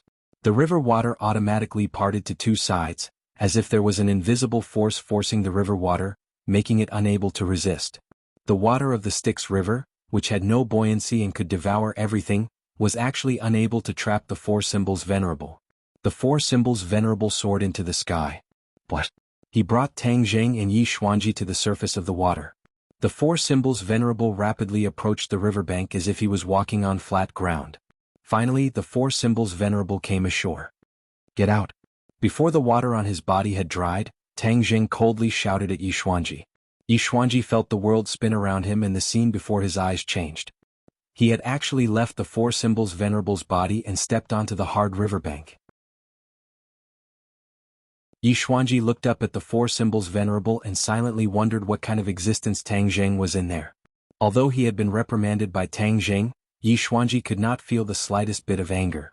This was because from Tang Jing's tone and demeanor, it was as if that sentence and attitude were only natural. Talking to Yi Xuanji was like a gift from the heavens. "It was a great honor for you." This feeling was very strange. It made Yi Xuanji feel both respect and fear. Because of the Styx River's devouring, Yi Xuanji's soul had become very faint. It felt as if it could float away at any time. There was nothing he could do. He could only look at the four symbols venerable and imagine what was going on inside. Tang Jing looked around, his eyes rippling. He emotionally stroked the inner wall of the four symbols venerable and said emotionally, "How many years has it been? I always thought that I would never have the chance to see you again. I never thought that we would meet again. Master, if you raise your arm and call, all of the 9 Li tribe's old subordinates will continue to follow you and rebuild their former glory." The four symbols venerable said emotionally. Tang Jing's eyes flashed. "This day will come one day. I believe it's not far away. I'm currently residing in this brat's body, so I'm temporarily unable to use my former power. That's this brat's honor. In the future he will also have the chance to follow Master." The four symbols venerable said. Tang Jing's smile was very strange. How could a celestial follow someone else so easily? A celestial is the leader of a heavenly king, the king. As long as others follow him, he will always stand proudly at the bow of the ship. The four symbols venerable was shocked and said meaningfully, "Then we definitely can't let him live in this world." Tang Jing laughed noncommittally. His laughter was strange and gave people a hair-raising feeling. "I've already fused the sword soul into his battle soul sword. This can be considered giving him a little benefit. This brat probably won't be able to guess my true thoughts even in his dreams." The four symbols venerable cried out in shock. Master gave him the sword soul. This is the sword soul of Master's sword back then. It's a peerless treasure. This is only temporary. Tang Jing said meaningfully, "From now on, your consciousness has already been revived. You will also need to follow by his side. However, during the time I've been in contact with him, I've discovered that this brat is too smart. If there's even the slightest movement, he'll find clues. To be safe, I'll erase your memories from just now. You need to serve him with all your heart, just like how you treat me. Protect him thoroughly." "Ah, Master, then when can I see you again?" The four symbols venerable asked reluctantly. "When the time is right, we'll naturally meet again." The four symbols venerable really wanted to ask his master what exactly his plans were, but he swallowed the words back down. His eyes burned with passion as if he was recalling the days when his blood surged. Tang Jing raised his head and suddenly pressed a spot on the wall. The wall shone brightly, then disappeared without a trace with a whoosh. The memories of the four symbols venerable had been completely erased. Tang Jing slowly closed his eyes, the red in his eyes disappearing. What's going on?" Tang Jing suddenly woke up and opened his eyes. He discovered that he was actually still alive and standing safely inside the four symbols venerable's body. The air had become abundant again. We've escaped the river Styx." Tang Jing was overjoyed. How did I know that was the river Styx?" In the past, he suddenly patted his head and felt a little dizzy, as if he had just fallen asleep. "Master." The four symbols venerable's voice rang out. Who is it? Who's talking?" Tang Jing was shocked and immediately turned pale with fright. "Master, I'm the four symbols venerable." "The four symbols venerable? How can you speak?" Tang Jing was dumbstruck. I don't know either, but someone used the four symbols fusion technique and combined the four symbols venerable. Then I gained consciousness.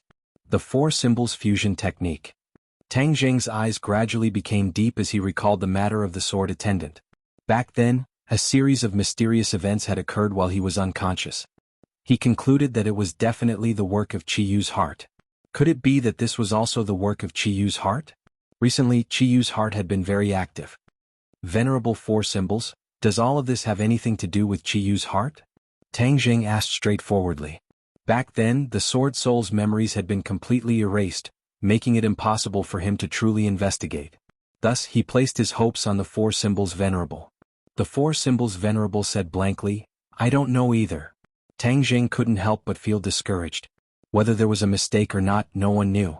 This Qi Yu's heart was too mysterious, not leaving behind any clues. Master, we shouldn't stay here for long. Let's leave first. Tang Zheng seemed to have woken up from a dream. This was the ghost realm. If they were discovered, it would be terrible. He could slowly think about all the problems after returning. When Tang Zheng walked out of the four symbols venerable's body, he discovered that Yi Xuanji was looking at him as if he was looking at the stars and the moon. When he saw his figure, he was suddenly startled and then became wild with joy. He directly pounced towards Tang Zheng, like a drowning person grabbing onto a life-saving straw, tightly grabbing onto Tang Zheng's arm. He was incomparably excited, but his expression was filled with reverence.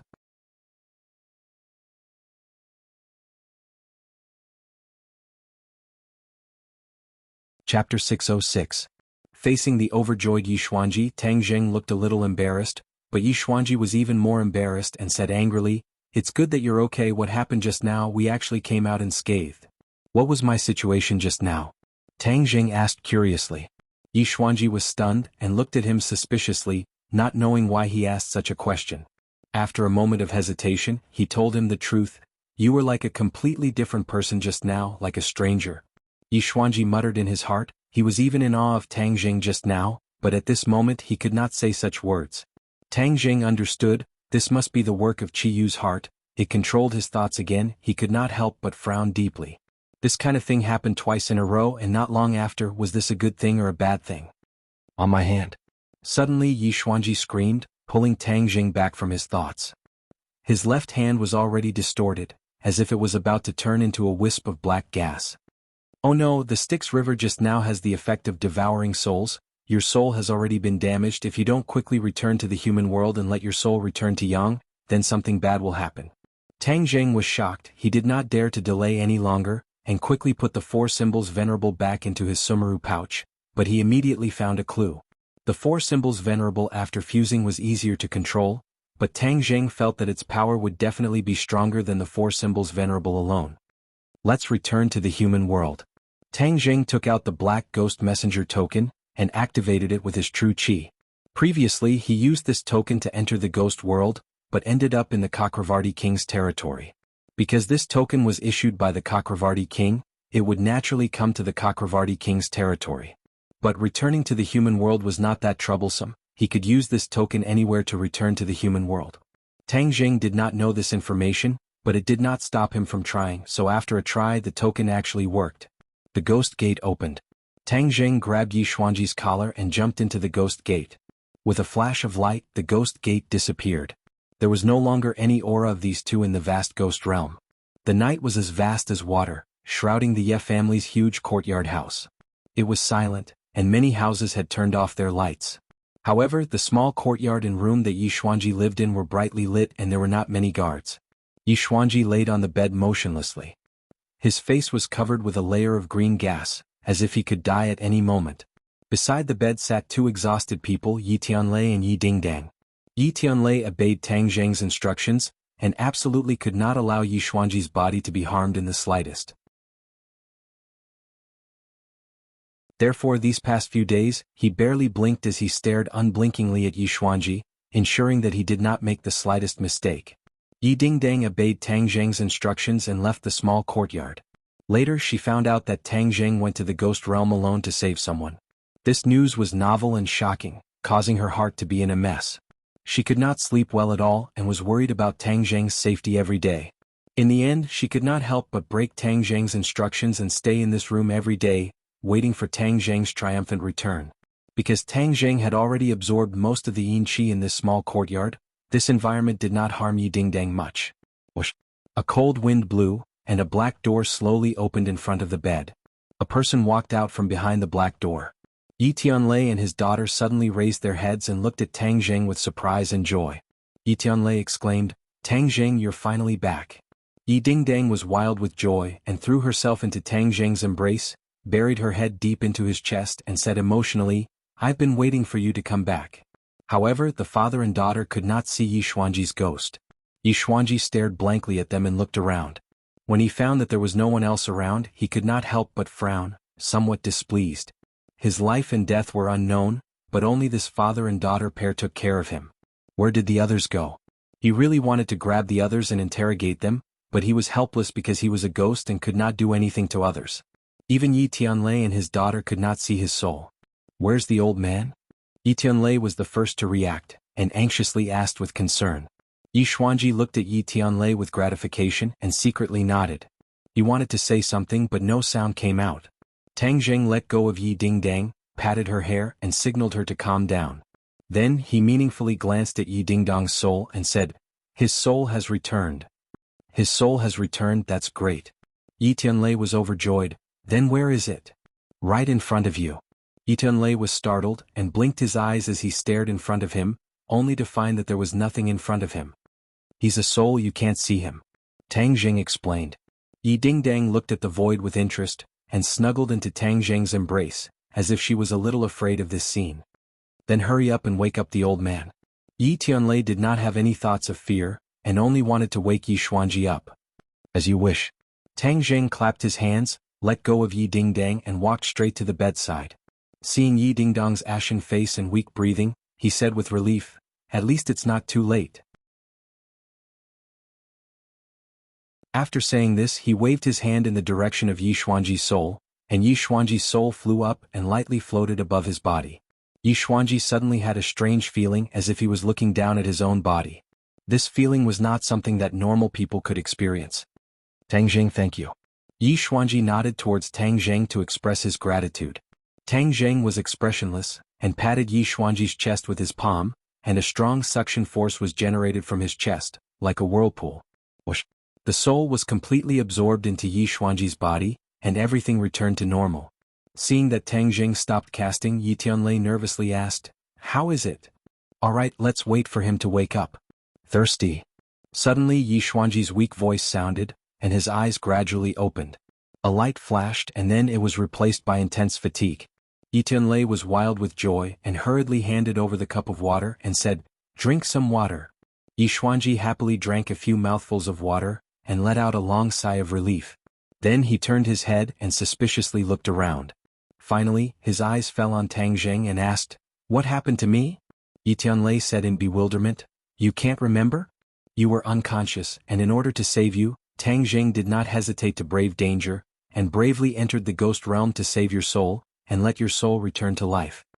Yi Xuanji's brows furrowed even tighter and said, "Why can't I remember anything?" Tang Zheng, who had been silent all this time, was shocked when he heard this.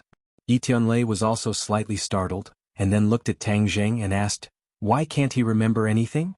Tang Zheng thought hard and said, "Maybe his soul was hurt, but this is not a big deal. As long as there is no big problem, everything will be fine."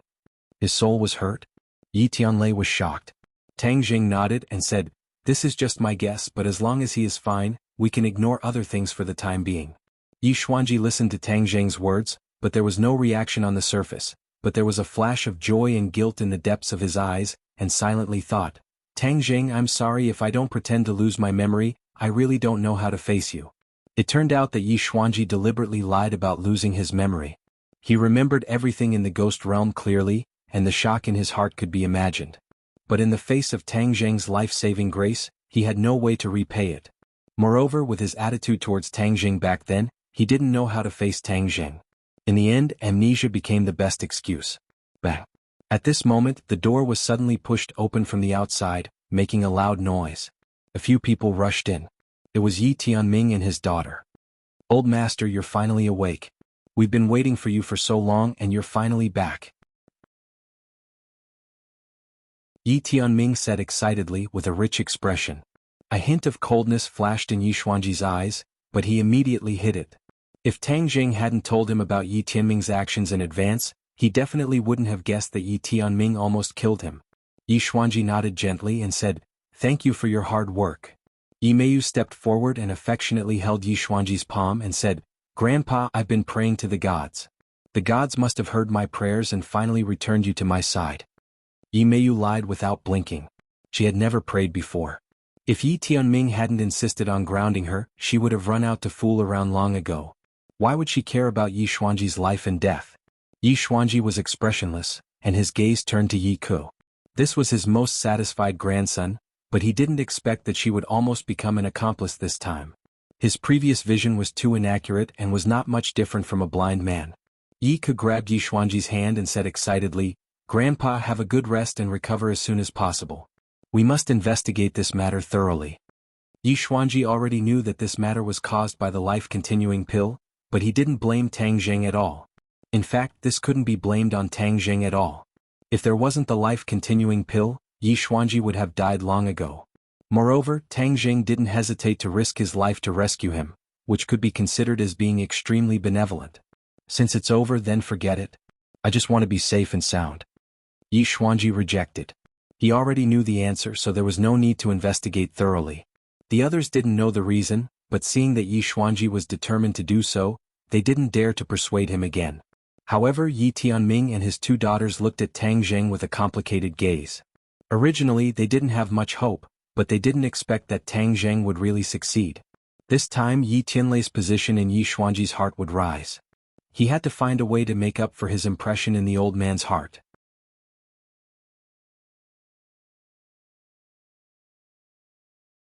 Chapter 607. Tang Jing did not care about the scheming of the Ye family. Since Yi Xuanji was fine, he would naturally take his leave. Yi Xuanji sent Tang Jing off with a complicated expression. His heart moved and he said without batting an eyelid, "Ding ding, go and send him off." When everyone heard this, their expressions were all different. In the past, Yi Xuanji had always been blunt towards Tang Jing, and even wished that he could cut off all relations with Tang Jing. This time he actually took the initiative to ask Tang Jing to send him off. Yi Tianming's heart was in turmoil. He thought to himself that his worries had come true. The old man's attitude towards this brat had undergone a subtle change. Yi Tianming and Feng Xinyang, who had rushed over, looked at each other and smiled. This time they had accidentally changed Yi Xuanji's impression of them. Then the matter between their daughter and Tang Jing would have a new turn of events. In fact, Yi Xuanji's emotions were also very complicated. The trip to the ghost realm had broadened his horizons, so there was actually such a magical land in a place that he did not know of. In addition, Tang Jing's various actions had a strong impact on him. It turned out that he was the one who had truly hidden his strength, especially in the body of the four symbols venerable. The aura that Tang Jing displayed when he was controlled by Qi Yu's heart caused Yi Xuanji to be both shocked and afraid. In the end, he did not even dare to ask about this matter. In short, Tang Jing was definitely much more powerful than he had imagined. He suddenly realized, no wonder that old fellow Yen Padian did not hesitate to offend the Li Palace to protect Tang Jing. Perhaps he had already discovered that Tang Jing was extraordinary, which was why he dared to take such a huge risk. It was laughable that he actually couldn't wait to cut ties with Tang Jing. He was truly sitting on a treasure mountain, but he didn't know it and instead pushed the treasure mountain into the arms of others. He couldn't help but curse himself for being old and foolish. It was not too late to mend the pen after the sheep had been lost. From now on, he had to firmly grasp onto Tang Jing, this tree that was about to grow. However, due to his reputation, he could not personally make an appearance, so this task naturally fell to Yi Dingdang. Yi Dingdang was stunned for a moment, then immediately became excited. She didn't even care about the others and directly hugged Tang Jing's arm in front of everyone and left the room with him. Yi Dingdang was overjoyed as she looked at Tang Jing with sparkling eyes. In the past, she still had a kind of unyielding spirit towards Tang Jing, but now she was completely convinced. "How did you do it? All the famous doctors in the capital were helpless, but you cured him so quickly?" Yi Dingdang couldn't help but ask curiously. Tang Jing puffed up his chest and pretended to be mysterious. "Of course, don't you know who I am? Shameless." Yi Dingdang pouted, but the pride between her eyebrows was completely revealed. This made her even happier than her own martial arts increasing. "How has your martial arts progressed during this time?" Tang Jing asked with concern. Yi Dingdong's face immediately filled with a confident smile as she said, I have already cultivated the Jade Women's Heart Sutra to the large success stage.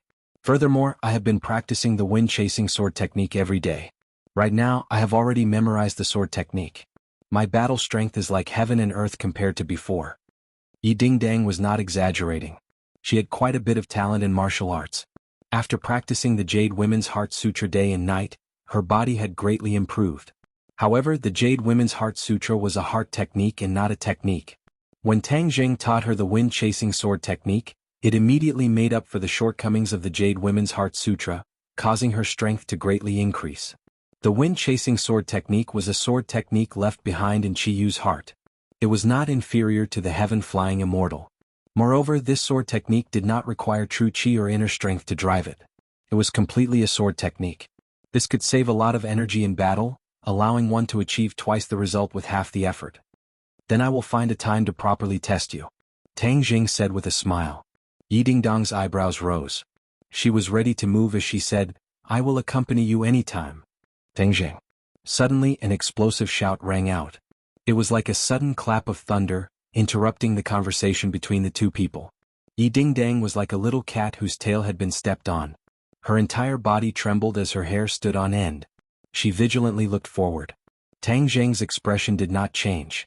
With a calm and flirtatious look he asked, It's the middle of the night. What are you shouting for? You will scare people to death. You also know that you will scare people to death. Just where have you been these past 2 days? I have almost turned the entire capital upside down, but I still haven't found you. Wu Zhen's heart was burning with anxiety as she angrily roared. At this moment she was like an angry lioness. Her eyes were about to spit out flames of anger. But Yi Dingdang, this little tabby cat, was not someone to be trifled with. When she clearly saw who it was, she immediately jumped in front of Tang Jing to protect him and retorted without fear, Why are you making such a big fuss? Where Tang Jing goes, why should I report to you? Wu did not even look at Yi Dingdang. He treated her as air and walked straight towards Tang Jing. With an unfriendly expression he said, I promised sect master and master's wife that I would protect you well. I will not allow anything to happen to you. Tang Jing shook his head and smiled bitterly. Wu Zhen was a stubborn person. He had intentionally gotten rid of her, but he did not expect her to have such a big reaction. Of course Tang Jing could not get angry. After all, the other party was concerned about him, and he did not doubt the truth of her words. In the past few days she had probably turned the entire capital upside down. However, he was not in the human world, so how could she find him? Yi Dingdang was a proud person. Seeing her beloved being reprimanded like this, how could she endure it? Don't come any closer. Otherwise I won't be polite. I won't allow you to speak to him in such a tone. Yi Dingdang said as if she was protecting her calf. Wu Qing glanced at her and said disdainfully, Who do you think you are? You don't have the right to speak here. She was indeed angry. But these words also poked at Wu Zhen's nerves. Her eyes widened as she angrily shouted, I will defeat you and let you know who I am. He casually broke off a small branch and with a few rustling sounds, he danced in the air with the demeanor of a big family. Wu was confident in her strength and did not put Yi Dingdang in her eyes. With a cold snort she walked towards her. She thought that although she could not do anything to Tang Jing, teaching this girl who did not know the immensity of heaven and earth a lesson could be considered as venting her anger. The battle between the two beauties was on the verge of breaking out. Without any fancy moves, the two of them rushed towards each other. Tang Jing did not even have the time to say a word to stop them. Sai, what was the point of this? However, Tang Jing did not rush in to stop them. Yi Dingdang's actual combat experience was too little. Marshall was a good opponent. I've endured you for a long time. Back then I was chased by you until I was exhausted. Today I will return all of it to you. Yi Dingdang said indignantly. This girl was also a vengeful person. Back then she and Tang Jing were chased by Wu Zhen in the ordinary balance and almost died. Humph, you overestimate yourself. Marshall disdainfully curled her lips and raised her palm. The air around her palm began to distort. Roaring Flame Saber, her famous consummate skill. Now that her Roaring Flame Saber was a level higher than before, its power naturally could not be underestimated. Yi Dingdang did not have the slightest bit of fear. The branch in her hand was used as a sword as she attacked Marshall. The wind-chasing sword technique paid particular attention to speed. Even the wind was caught up. Therefore, when the sword technique was released, The attack had already crossed a distance of several meters and directly arrived in front of Marshall. Marshall's expression slightly changed, but she did not move an inch.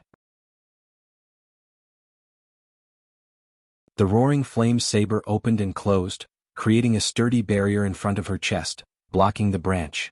If Yi Dingdang had a sharp sword in her hand instead of a branch, the power would definitely be higher and the threat would be greater. However, although a branch was like a sharp sword, its lethality could not be compared at all. The roaring flame saber swished a few times and cut off all the branches, turning them into bare branches. Moreover, it forced Yi Dingdang to retreat step by step. "Now you know the difference between us," Marshall said coldly. Yi Dingdang was extremely embarrassed. She was so embarrassed that her cheeks were red. She knew very well that she was at a disadvantage in terms of weapon. It was simply a disgrace to the wind-chasing sword technique. Whoosh! She stabbed with all her might, dangerously attacking Marshall. However, Marshall's reaction was extremely fast. The roaring flame saber immediately blocked the path of the branch and easily cut it off. Then it rushed towards Yi Dingdang. The scorching hot air caused people to suffocate. This is not fair. Tang Jing sighed secretly. He was completely unable to achieve the goal of training Yi Dingdang. An evenly matched battle was the most exciting. Thus he directly said, "Dingdang, I'll lend you the War Soul Sword." Yi Dingdang's eyes lit up. The War Soul Sword fell into her hands. Seeing this, Marshall's brows trembled. She coldly snorted but did not complain at all. The roaring flame saber's attack immediately became even fiercer. With the treasured sword in hand, Yi Dingdang was overjoyed. She was in high spirits as she cast a grateful glance towards Tang Jing. She immediately displayed the wind-chasing sword technique. Sword light danced in the air. Its power was not something a branch could compare to. Shwa shwa shwa, it went straight for Marshall's vitals. Marshall's roaring flame saber no longer dared to clash head-on with the War Soul Sword. The wind-chasing sword technique focused on being graceful and graceful. Its power was like thunder. The situation of the battle immediately changed. Yi Dingdang was no longer passively taking a beating. The power of the wind-chasing sword technique was completely displayed by her. Marshall's face suddenly changed as she exclaimed, "What sword technique is this?" She finally discovered the extraordinariness of this sword technique. She was sure that Yi Dingdang's cultivation was not as good as hers, but because of this sword technique, Yi Dingdang's battle prowess had greatly increased. Although Marshall believed that he would not fail, he did not have absolute confidence that he could immediately take down Tang Jing. Yi Dingdang's eyes finally revealed a pleased expression as if a heavy burden had been lifted from her shoulders. However, her attacks did not stop. Instead, they continued on. Wind-chasing sword technique. Yi Dingdang did not hide anything. Never heard of it. Marshall said doubtfully, "However, its power is indeed not to be underestimated. But if you want to defeat me like this, you might not be thinking too simply." As soon as he finished speaking, many hand shadows suddenly appeared in the air. They were densely packed and rushed towards Yi Dingdang to greet him. These hand shadows were like pieces of branding iron, branding the air red. The dense qi in the air soared into the air, completely enveloping the War Soul Sword that was rapidly attacking. However, Yi Dingdang acted as if she did not see it. She only caused the War Soul Sword in her hand to shine brightly. Streaks of sword light and strange sword techniques attacked one after another.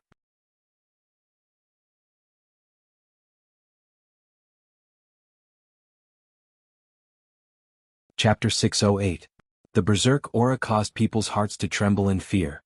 If it wasn't for the fact that it was already late at night and that this small path was deserted, it would have definitely attracted many people's attention. Following a series of firecracker-like explosions, the wind stopped and the rain stopped. The War Soul Sword was pressed against Marshall's chest, while Marshall's palm blade was also stuck on Yi Dingdang's neck. As long as both sides used a little more strength, they would both bleed. Seeing that, Tang Jing immediately intervened between the two of them, and advised while beaming, "All right, let's stop here, don't hurt each other." This battle made Tang Jing very satisfied. He had tested Yi Dingdang's true level, although in the end, both sides were able to restrain each other and seemed to be evenly matched. However, Tang Jing understood that Yi Dingdang was not a match for Marshall. The reason why she was able to restrain Marshall was because she had the advantage of the wind-chasing sword technique. Because Marshall was completely unable to understand this mysterious sword technique, she had suffered a loss. But if the two of them were to fight again, Yi Dingdang would definitely lose. Even so, Marshall's expression could not help but change as he looked at Yi Dingdang in bewilderment. One could imagine the shock in his heart. She was very clear about the difference in cultivation between the two of them, but Yi Dingdang had actually relied on this sword technique to temporarily bridge the gap. This was something that Marshall could never have imagined in the past. Who taught you this sword technique? Marshall asked in a deep voice. Yi Dingdang snorted coldly. He subconsciously looked at Tang Jing, curled his lips and said, "Why should I tell you?" Other than Tang Jing, Yi Dingdang was the second person in the world who knew the wind-chasing sword technique. This was something that the two of them had in common, so how could Yi Dingdang casually tell others, allowing others to learn this sword technique? However, her reaction completely betrayed her. Marshall's fiery eyes immediately saw through the whole story, and looked at Tang Jing with a strange expression and said, "This sword technique was actually passed down from your hands." Tang Jing did not try to hide anything. Instead, he asked with a smile, "What do you think of its power?" Wu coldly snorted and answered, "This sword technique is extremely powerful. If it were to fall into the hands of the enemy, it would be unimaginable, so don't just randomly spread it around." Wu Heng raised his eyebrows and said angrily, "What do you mean? What do you mean by anyone?" Marshall ignored him and continued to stare at Tang Jing, asking, "Where have you been these past few days?" Tang Jing shrugged and said, "I have some personal matters to attend to." Seeing that he was secretive, Wu knew that there was no result to asking further. He snorted unwillingly and said sternly, "In the future, if you want to go anywhere, you must tell me. This is the order of the sect master and mistress." Tang Jing declined to comment. Tang Jing sent Yi Dingdang back to school. Tang Jing skipped classes for as many days as school started. Therefore, on the second day after the first class, the class organized a class meeting. This class meeting was the first class meeting since school started. There were many topics to discuss, the most eye-catching of which was the issue of the scholarship. As the top scorer of the college entrance exam, Tang Jing defeated everyone in the last semester's final exam and once again took first place. Tang Jing did not care much about the scholarship issue. He was thinking about when to go to the Northwest Desert to carry out the plan against the Ghost Realm. Although Tang Jing's exam results are first in the grade, he usually skips too many classes. His absenteeism problem is very serious. Moreover, he does not participate in the various activities of the class. This kind of solitary behavior that does not unite the students is too bad. A loud and clear voice said, "Ah." When Tang Jing heard this, his ears immediately perked up. He raised his head and looked at the person on the podium. Tang Jing was not familiar with the person who spoke. However, he knew that the person was the class monitor, Qin Hao. It was just that he was too isolated and did not have much contact with the class monitor. Hearing that the other party criticized him so harshly, he was not angry. Instead, he was slightly interested. Seeing that Tang Jing was looking at him, Qin Hao arrogantly raised his neck and said arrogantly, "Tang Jing, tell me yourself, do your usual actions have a very bad influence?" Tang Jing smiled faintly and said calmly, "I don't think so. Isn't university about everyone learning by themselves? I did not disturb the other students. What bad influence is there? You're twisting words and forcing logic." Qin Hao roared in exasperation. "Every time there's an activity in the school or in the class, we leave a bad impression on the school because of your absence. Don't tell me that this doesn't affect the other students?" Tang Jing touched his nose. The university seemed free, but in fact there were many class activities. There was also a morning exercise every week. The school would take attendance, and Tang Jing was indeed often absent. Although this did affect him a little, Tang Jing was sure that the effect was not big. The other party was making a mountain out of a molehill. Before Tang Jing could speak, Sinosaurus could no longer sit still. He slammed the table and roared with a voice as loud as a lion's roar, "Nonsense! Third brother's absenteeism was specially approved by Professor Qi Shaoan. The school knows that too. How can there be a bad influence? Yes, third brother has made outstanding contributions to the school.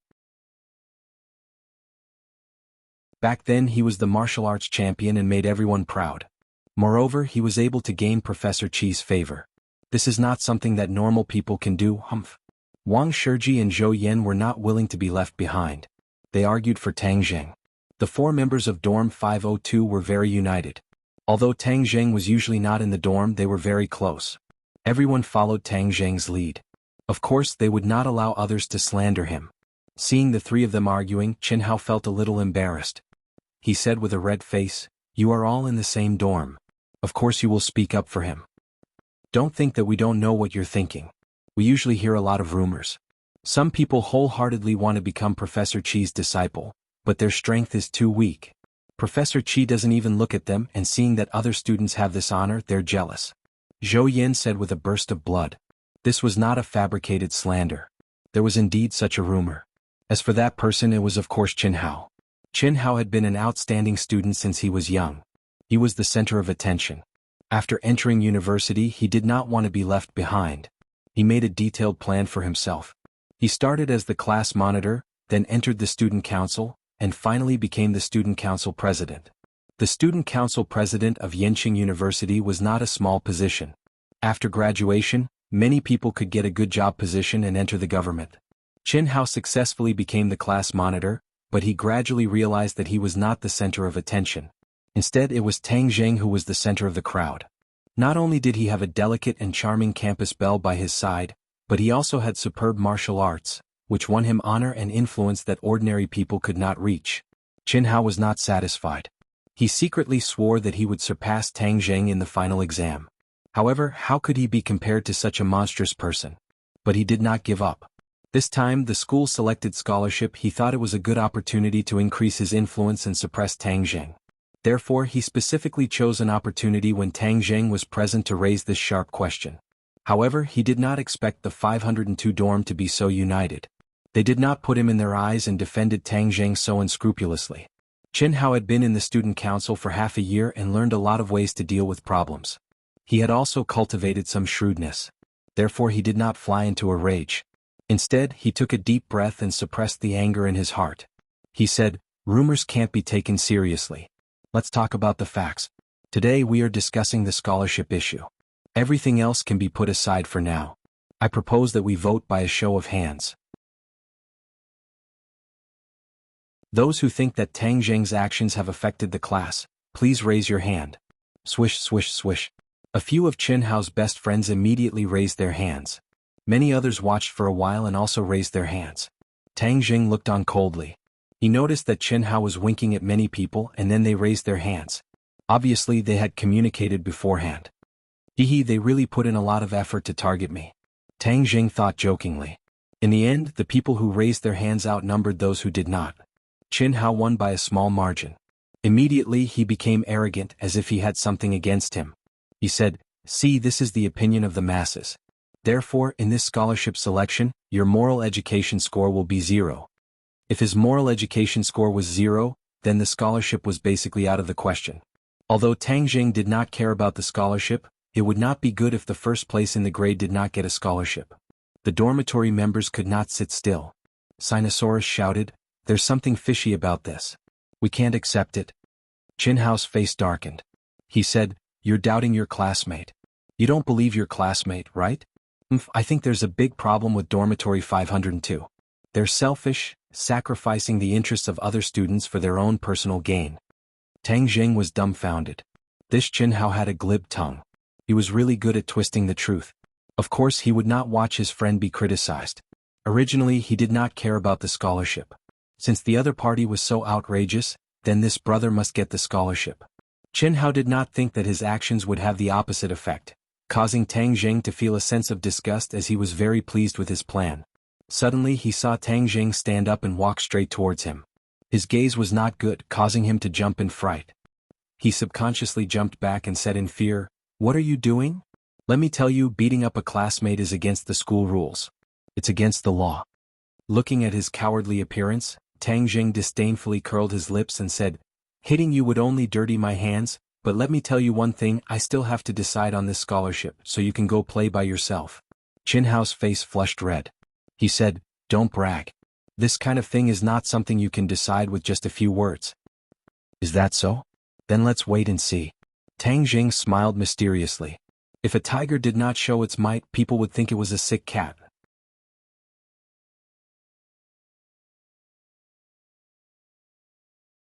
Chapter 609. Qin Hao gritted his teeth as he left the classroom and went straight to the school office to find Yan Liang. In the past, Yan Liang had always been proud of himself. When he graduated from his undergraduate degree, he bribed the leaders to stay in the school and became a counselor. In the past few years, he used his authority to get a postgraduate position. As a postgraduate at Yenqing University, this title was very intimidating. But ever since Tang Jing entered the school, he realized that Tang Jing was his nemesis. Tang Jing repeatedly went against his wishes and embarrassed him. Especially during the martial arts convention, when Tang Jing heavily injured Yu Zhangkue in front of him. This almost scared Yan Liang out of his wits. After that, he gave up and did not confront Tang Jing head-on, but the hatred in his heart never disappeared. Instead, it grew with each passing day. When he heard Qin Hao's complaint, Yan Liang pondered for a moment and said with righteous indignation, "Qin Hao, you did the right thing. Students of Yenqing University should have a sense of justice." Tang Jing relied on his close relationship with some professors to not care about the school and the school's rules. This has a very bad influence and has seriously affected the school's normal teaching order. Although his grades are not bad, if a person's morals are too bad, then what's the point of having good grades? Instead, it will cause great harm to society. I support you. Qin Hao's eyes lit up as he beamed with joy. He originally came to ask for help with a nervous heart, but he didn't expect the counselor to be so loyal. Tang Jing, you've made too many enemies. God is helping me. Qin Hao thought proudly. Counselor, then we should use this opportunity to give him a severe punishment. Yan Liang nodded mysteriously. It's not good for a teacher to do something like this. Otherwise, the other students will think that the teacher is targeting him. Your method is excellent. Let the students decide for themselves. This is the will of the people. Our Yenqing University values democracy the most. Although Qin Hao was slightly disappointed, he was also encouraged.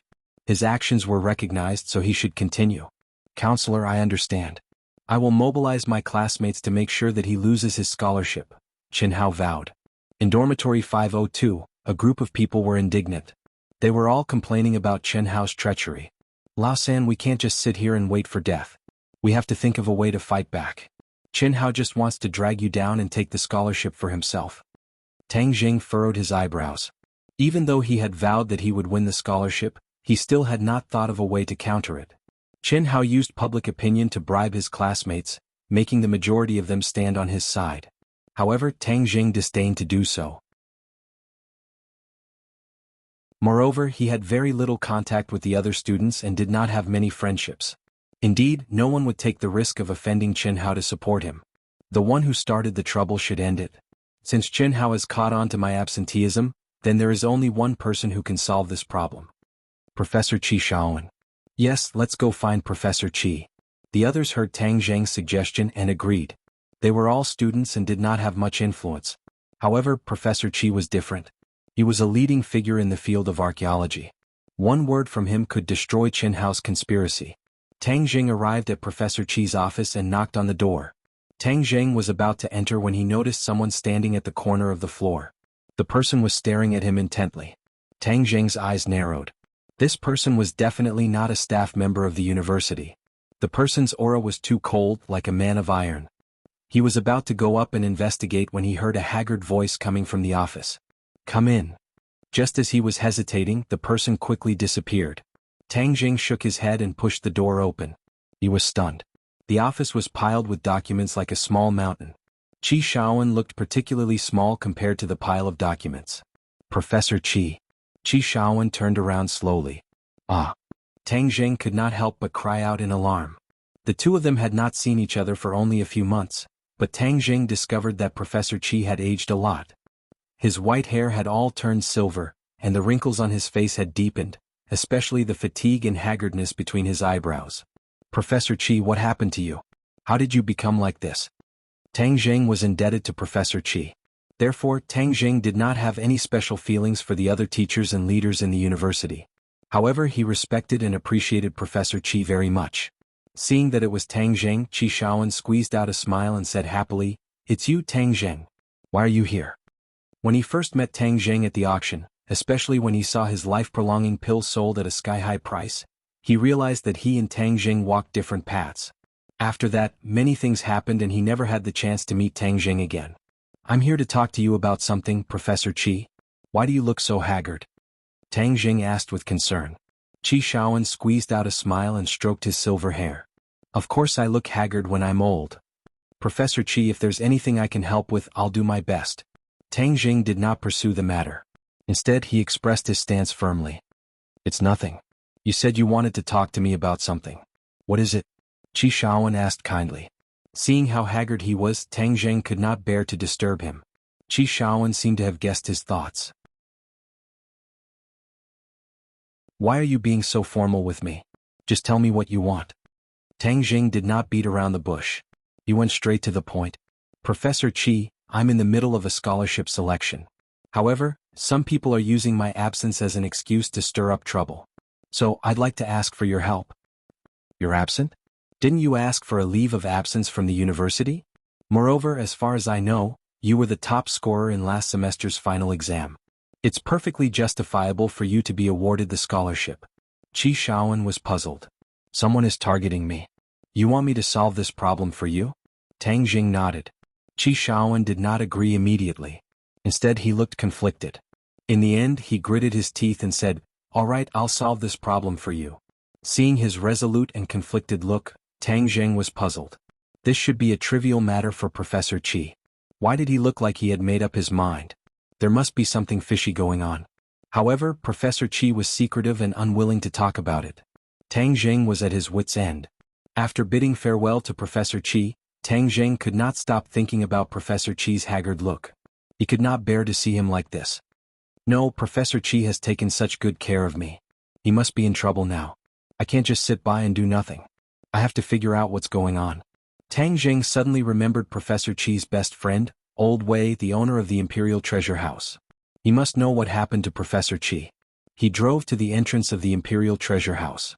There were still many precious antiques in the Imperial Treasure House and business was booming. Old Wei was excited to see Tang Jing. Back then, Tang Jing had resolved the Millennium Blood Jade issue for him. He had always wanted to thank Tang Jing but never had the chance. Old Wei greeted him warmly. He smiled like a flower and said, "What a rare guest. I was wondering why I heard magpies chirping so early in the morning. It turns out that young Master Tang is here. Your presence brings light to the Imperial Treasure House." Seeing the owner of the Imperial Treasure House so enthusiastic, the other guests looked at Tang Jing curiously, wondering who this young Master Tang was. "Old Wei, can I have a word with you?" "Okay, let's go to the office." Old Wei was slightly surprised when he saw Tang Jing's serious expression. He stopped smiling. "Young Master Tang, what can I do for you?" In the office, Old Wei poured Tang Jing a cup of tea and asked in a deep voice. "Old Wei, I saw Professor Qi today and found that he was much more haggard. You are Professor Qi's close friend. I want to know if he encountered any difficulties?" Tang Jing asked directly. Old Wei's expression changed slightly when he heard this. "You don't know his situation? What's the situation?" Tang Jing was confused. Old Wei looked at Tang Jing with shining eyes. After confirming that he was not lying, he sighed and said, "It's a long story. Actually, this matter is related to you." "Related to me? Do you still remember the archaeology in the 100,000 Mountains last year?" Tang Jing nodded. Outsiders did not know the details of the archaeology because the officials had issued a gag order to the people involved. After that, Professor Qi talked about it with a lot of sighs. He even suspected that he was being monitored. Monitored? Tang Jing shivered. He remembered the person outside Professor Qi's office. Could it be that Professor Qi was not being paranoid but was really being monitored? That person was monitoring Professor Qi. Tang Jing was furious. The matter of the 100,000 Mountains had already passed, but the officials still sent people to monitor Professor Qi. This was too much. Although I don't know what exactly happened in the 100,000 Mountains, old Qi mentioned a few things when he was drunk. His unfair treatment was the aftermath of that incident, and he mentioned a name called Lu Ming. I heard that this person has a lot of background and he caused a lot of trouble. Old Wei said. Lu Ming, are you saying that Professor Qi was tricked by Lu Ming? Of course Tang Jing would not forget this clown. Lu Ming was the leader of the archaeological team and because of various things he had an intense conflict with Tang Jing. In the end, because he led the military to encircle and annihilate the Witch clan, both of his arms were crippled by Tang Jing. However, in the end he saved his dog life, but who would have thought that he would come out to stir up trouble again? I should have broken his neck instead of his arms. Tang Jing gnashed his teeth in hatred. Old Wei nodded. Yes, Professor Qi's scientific research projects have all been cancelled. He has no funds and he only has a few nominal titles in the Archaeology Association. Now, people in the archaeology world are keeping a respectful distance from him, afraid that they will be implicated if they get involved with him. Tang Jing was shocked. Professor Qi was a titan in the archaeology world. In the past, many people wanted to know him, but now he had become a jinx. It could be said that he had fallen from heaven to hell. No wonder he was so haggard.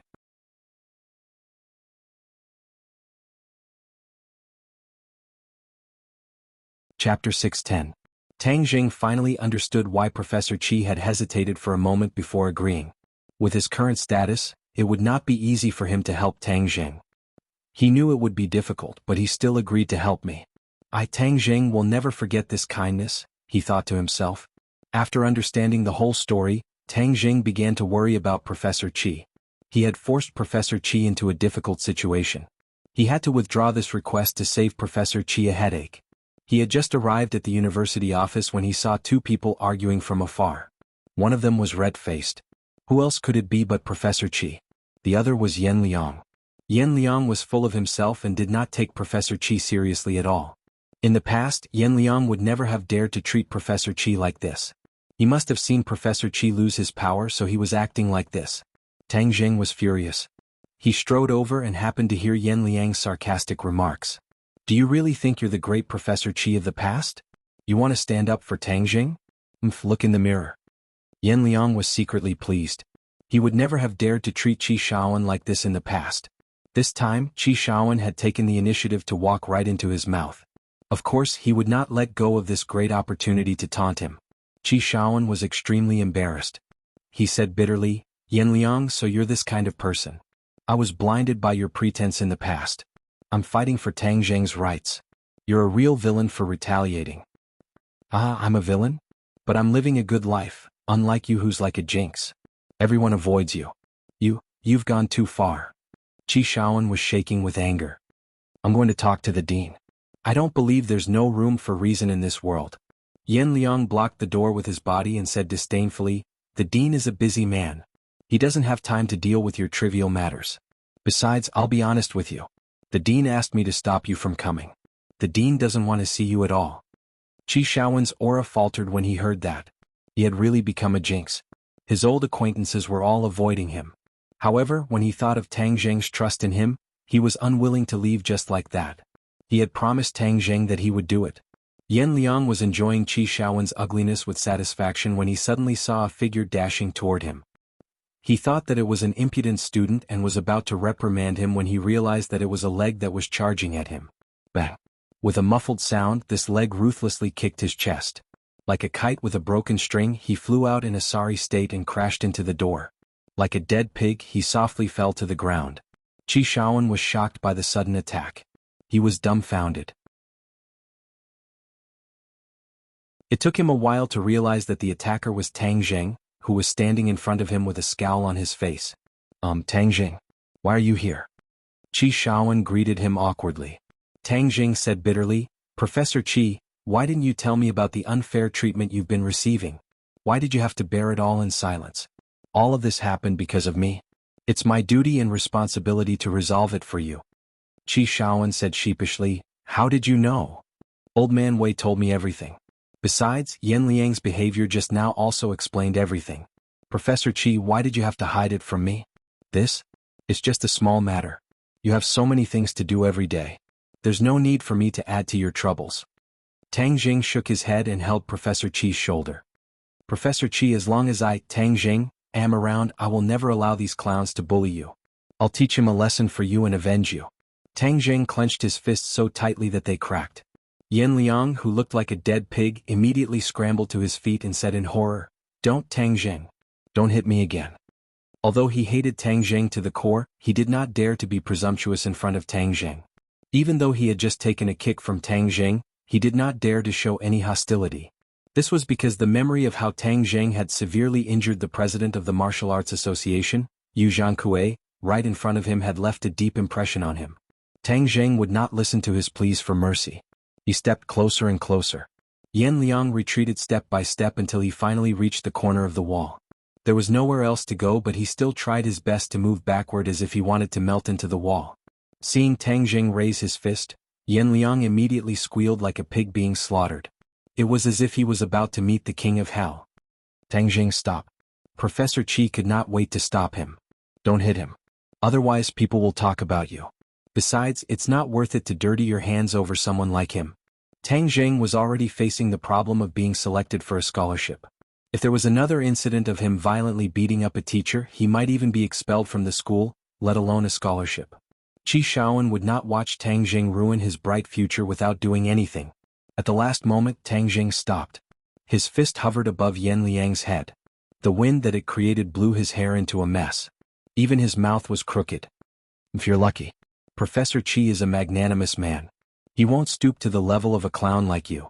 Tang Jing spat on the ground and said. Yan Liang hurriedly bowed to Qi Shaoan. His head was almost touching the ground. He said gratefully, "Thank you, Professor Yan. You're a magnanimous man." "Get lost," Tang Jing said in disgust. Yan Liang immediately ran away, pissing his pants. He could not care less about the onlookers who were pointing and gossiping about him. This time he was utterly humiliated. "Professor Qi, let's go. These are all powerful people. Why should we beg them?" Tang Jing said as he helped Qi Shaoan up. Qi Shaoan sighed deeply and said, "Tang Jing, it's all because of me. I've caused you trouble again." Tang Jing waved his hand and said, "This started because of me. I'm the one who caused you trouble." Qi Shaoan shook his head helplessly and said, "Then what about your scholarship?" Tang Jing was not sure. However, he did not want Professor Qi to worry. He smiled freely and said, "It's okay. It's just a scholarship. I don't need that money." Qi Shaoan sighed dejectedly and said, "But it's an honor." "Haha, Professor Qi, do you think someone like me would care about this honor?" Tang Jing retorted. Qi Shaoan was slightly stunned. He finally remembered Tang Jing's identity and felt a little relieved. The two of them walked out of the campus together. Tang Jing asked, "Professor Qi, what is Lu Ming doing now? What right does he have to interfere with your work?" "He's young. Of course he doesn't have that kind of power. However, he has a powerful father. He's just a dog who bullies others." Qi Shaoan said disdainfully.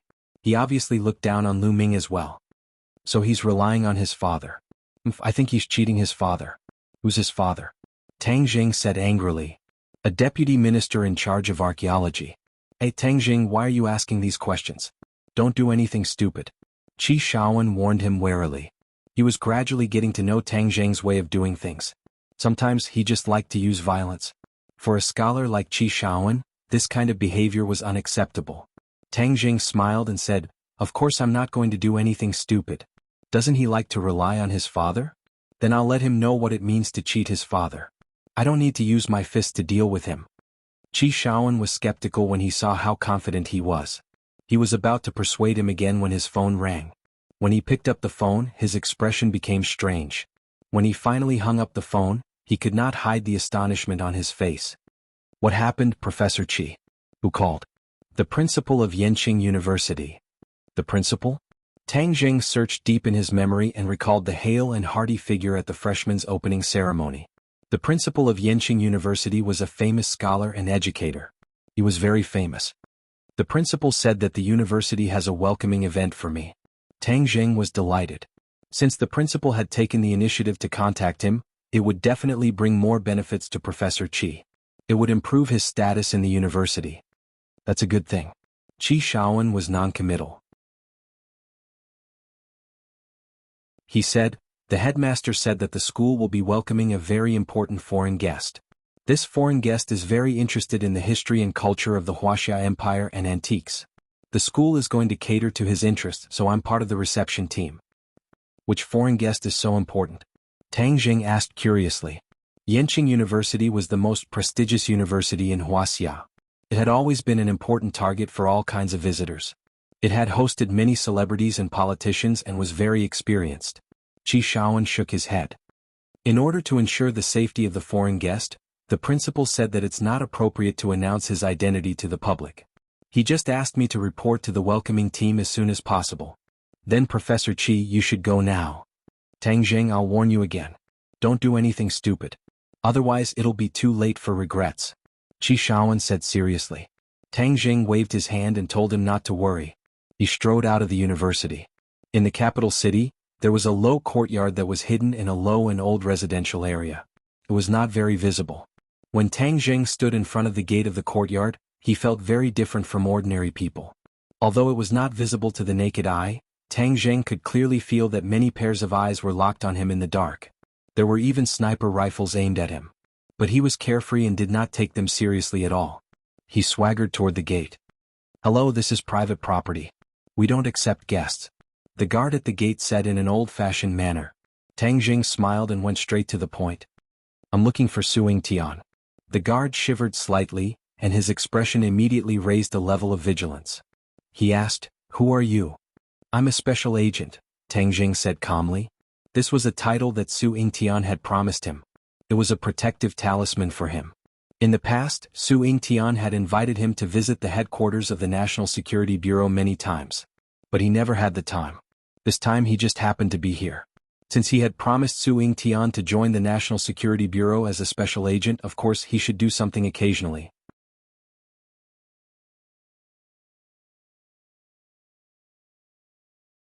Chapter 611.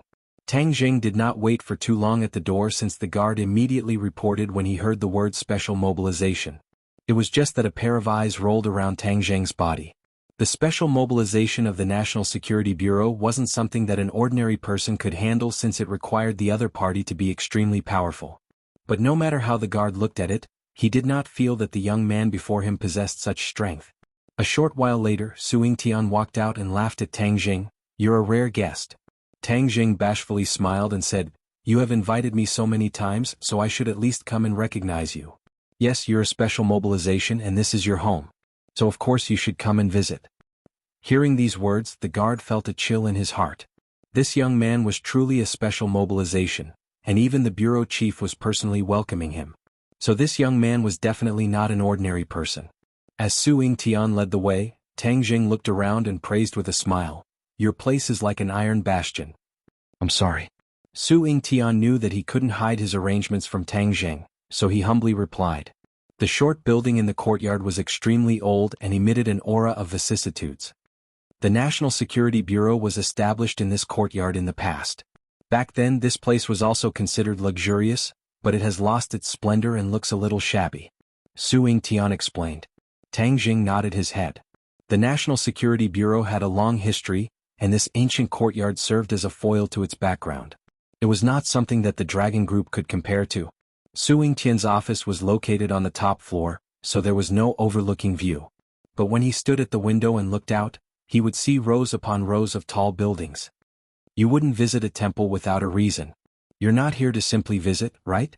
Suing Tian smiled with his eyes narrowed. Tang Jing shrugged and said, "I can't hide anything from you. But before we talk about this, I want to know what happened to the Emperor's younger brother that you captured." Even if you didn't tell me, I was going to tell you. Thanks to your help in the Northeast operation, we successfully captured this important person. You played a big part in it. When the higher-ups heard about this, they especially praised you." Tang Jing shook his head. He didn't care about praise. Of course, he also understood that the leader who praised him must be someone at the top of Huaxia's hierarchy. If an ordinary person were to receive such an honor, they would definitely be incomparably excited, thinking that there was smoke rising from their ancestors' graves. However, Tang Jing was so calm and collected that Suing Tian had a whole new level of respect for him. He felt that it was a wise decision to recruit him. The Emperor's younger brother is called Hirohito. The members of the royal family of the island nation don't have surnames, only names. Hirohito is the name of the captive. The other party is a ninja with a firm will. We are still interrogating him, so we are bound to obtain some useful information. However, the news of Hirohito's capture has already been sent back to the island nation. Presumably, the island nation will soon take action. Humph, if I knew that he would be so stubborn, I would have cut him off with a knife. Tang Jing didn't care about the identity of the other party and said with a murderous look. Suing Tian helplessly shook his head and patted Tang Jing's shoulder and advised, "Don't be impatient. We will always find a way to pry open his mouth." But since the news of his capture has already been sent back to the island nation, the other party will definitely do their best to obtain his freedom. Tang Jing said worriedly. "Don't worry, Hirohito has already been hidden by us in a secret base. It won't be easy for the island nation to rescue him. Moreover, the island nation won't dare to use diplomatic means to force the release of the captive because that will be a great humiliation. The captive of the royal family will also cause chaos in the island nation and make the people question the authority of the royal family." "Oh, then it seems that we have a lot of time left." Tang Jing temporarily put him back into his stomach. Because if Hirohito was released so easily, then Tang Jing definitely wouldn't be happy. "Tell me what you came here for." Su Yingtian asked. Help me investigate a person. Tang Jing immediately said the name of Lu Ming's father. Su Yingtian's expression didn't change. He didn't feel the slightest bit of surprise or fear because he had to investigate a deputy minister with real power. Su Yingtian looked at Tang Jing with burning eyes and asked, Did he provoke you? His son Lu Ming and I have a grudge. Su Yingtian understood and said after a while, This deputy minister Lu is not an honest official. We have a lot of evidence on him, but the higher-ups don't want to touch him. Since Lu Ming has provoked you, then we can do something. Although this deputy minister had a high position in Su Yingtian's eyes, he didn't have much weight. His value couldn't be compared to Tang Zheng's. Therefore he didn't hesitate and directly stood on Tang Zheng's side. He didn't even ask Lu Ming what happened between Tang Zheng and Lu Ming. Thank you. Haha, no need to be polite. You are a member of the National Security Bureau. Dealing with you is going against the National Security Bureau. Of course I will support you. Su Yingtian laughed heartily. This is only a small matter. Even if you didn't come looking for me, I would have gone looking for you. That's because I have a more important task for you. Su Yingtian's smile vanished as he spoke in a serious tone. When Tang Jing first agreed to join the National Security Bureau, he understood that he would receive some tasks, so he didn't have any resistance. Moreover, Su Yingtian so readily agreed to Lu Ming's matter. Politeness demands politeness. Of course he wouldn't refuse Su Yingtian's task. What task? A diplomatic security task. And? Tang Jing furrowed his eyebrows. Ah, this is a good task.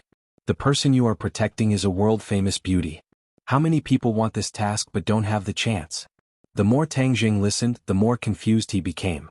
He really didn't know who he was supposed to protect. Actually, this protection task fell on your head for a reason. Moreover, you will only protect in secret, so there won't be too much exposure.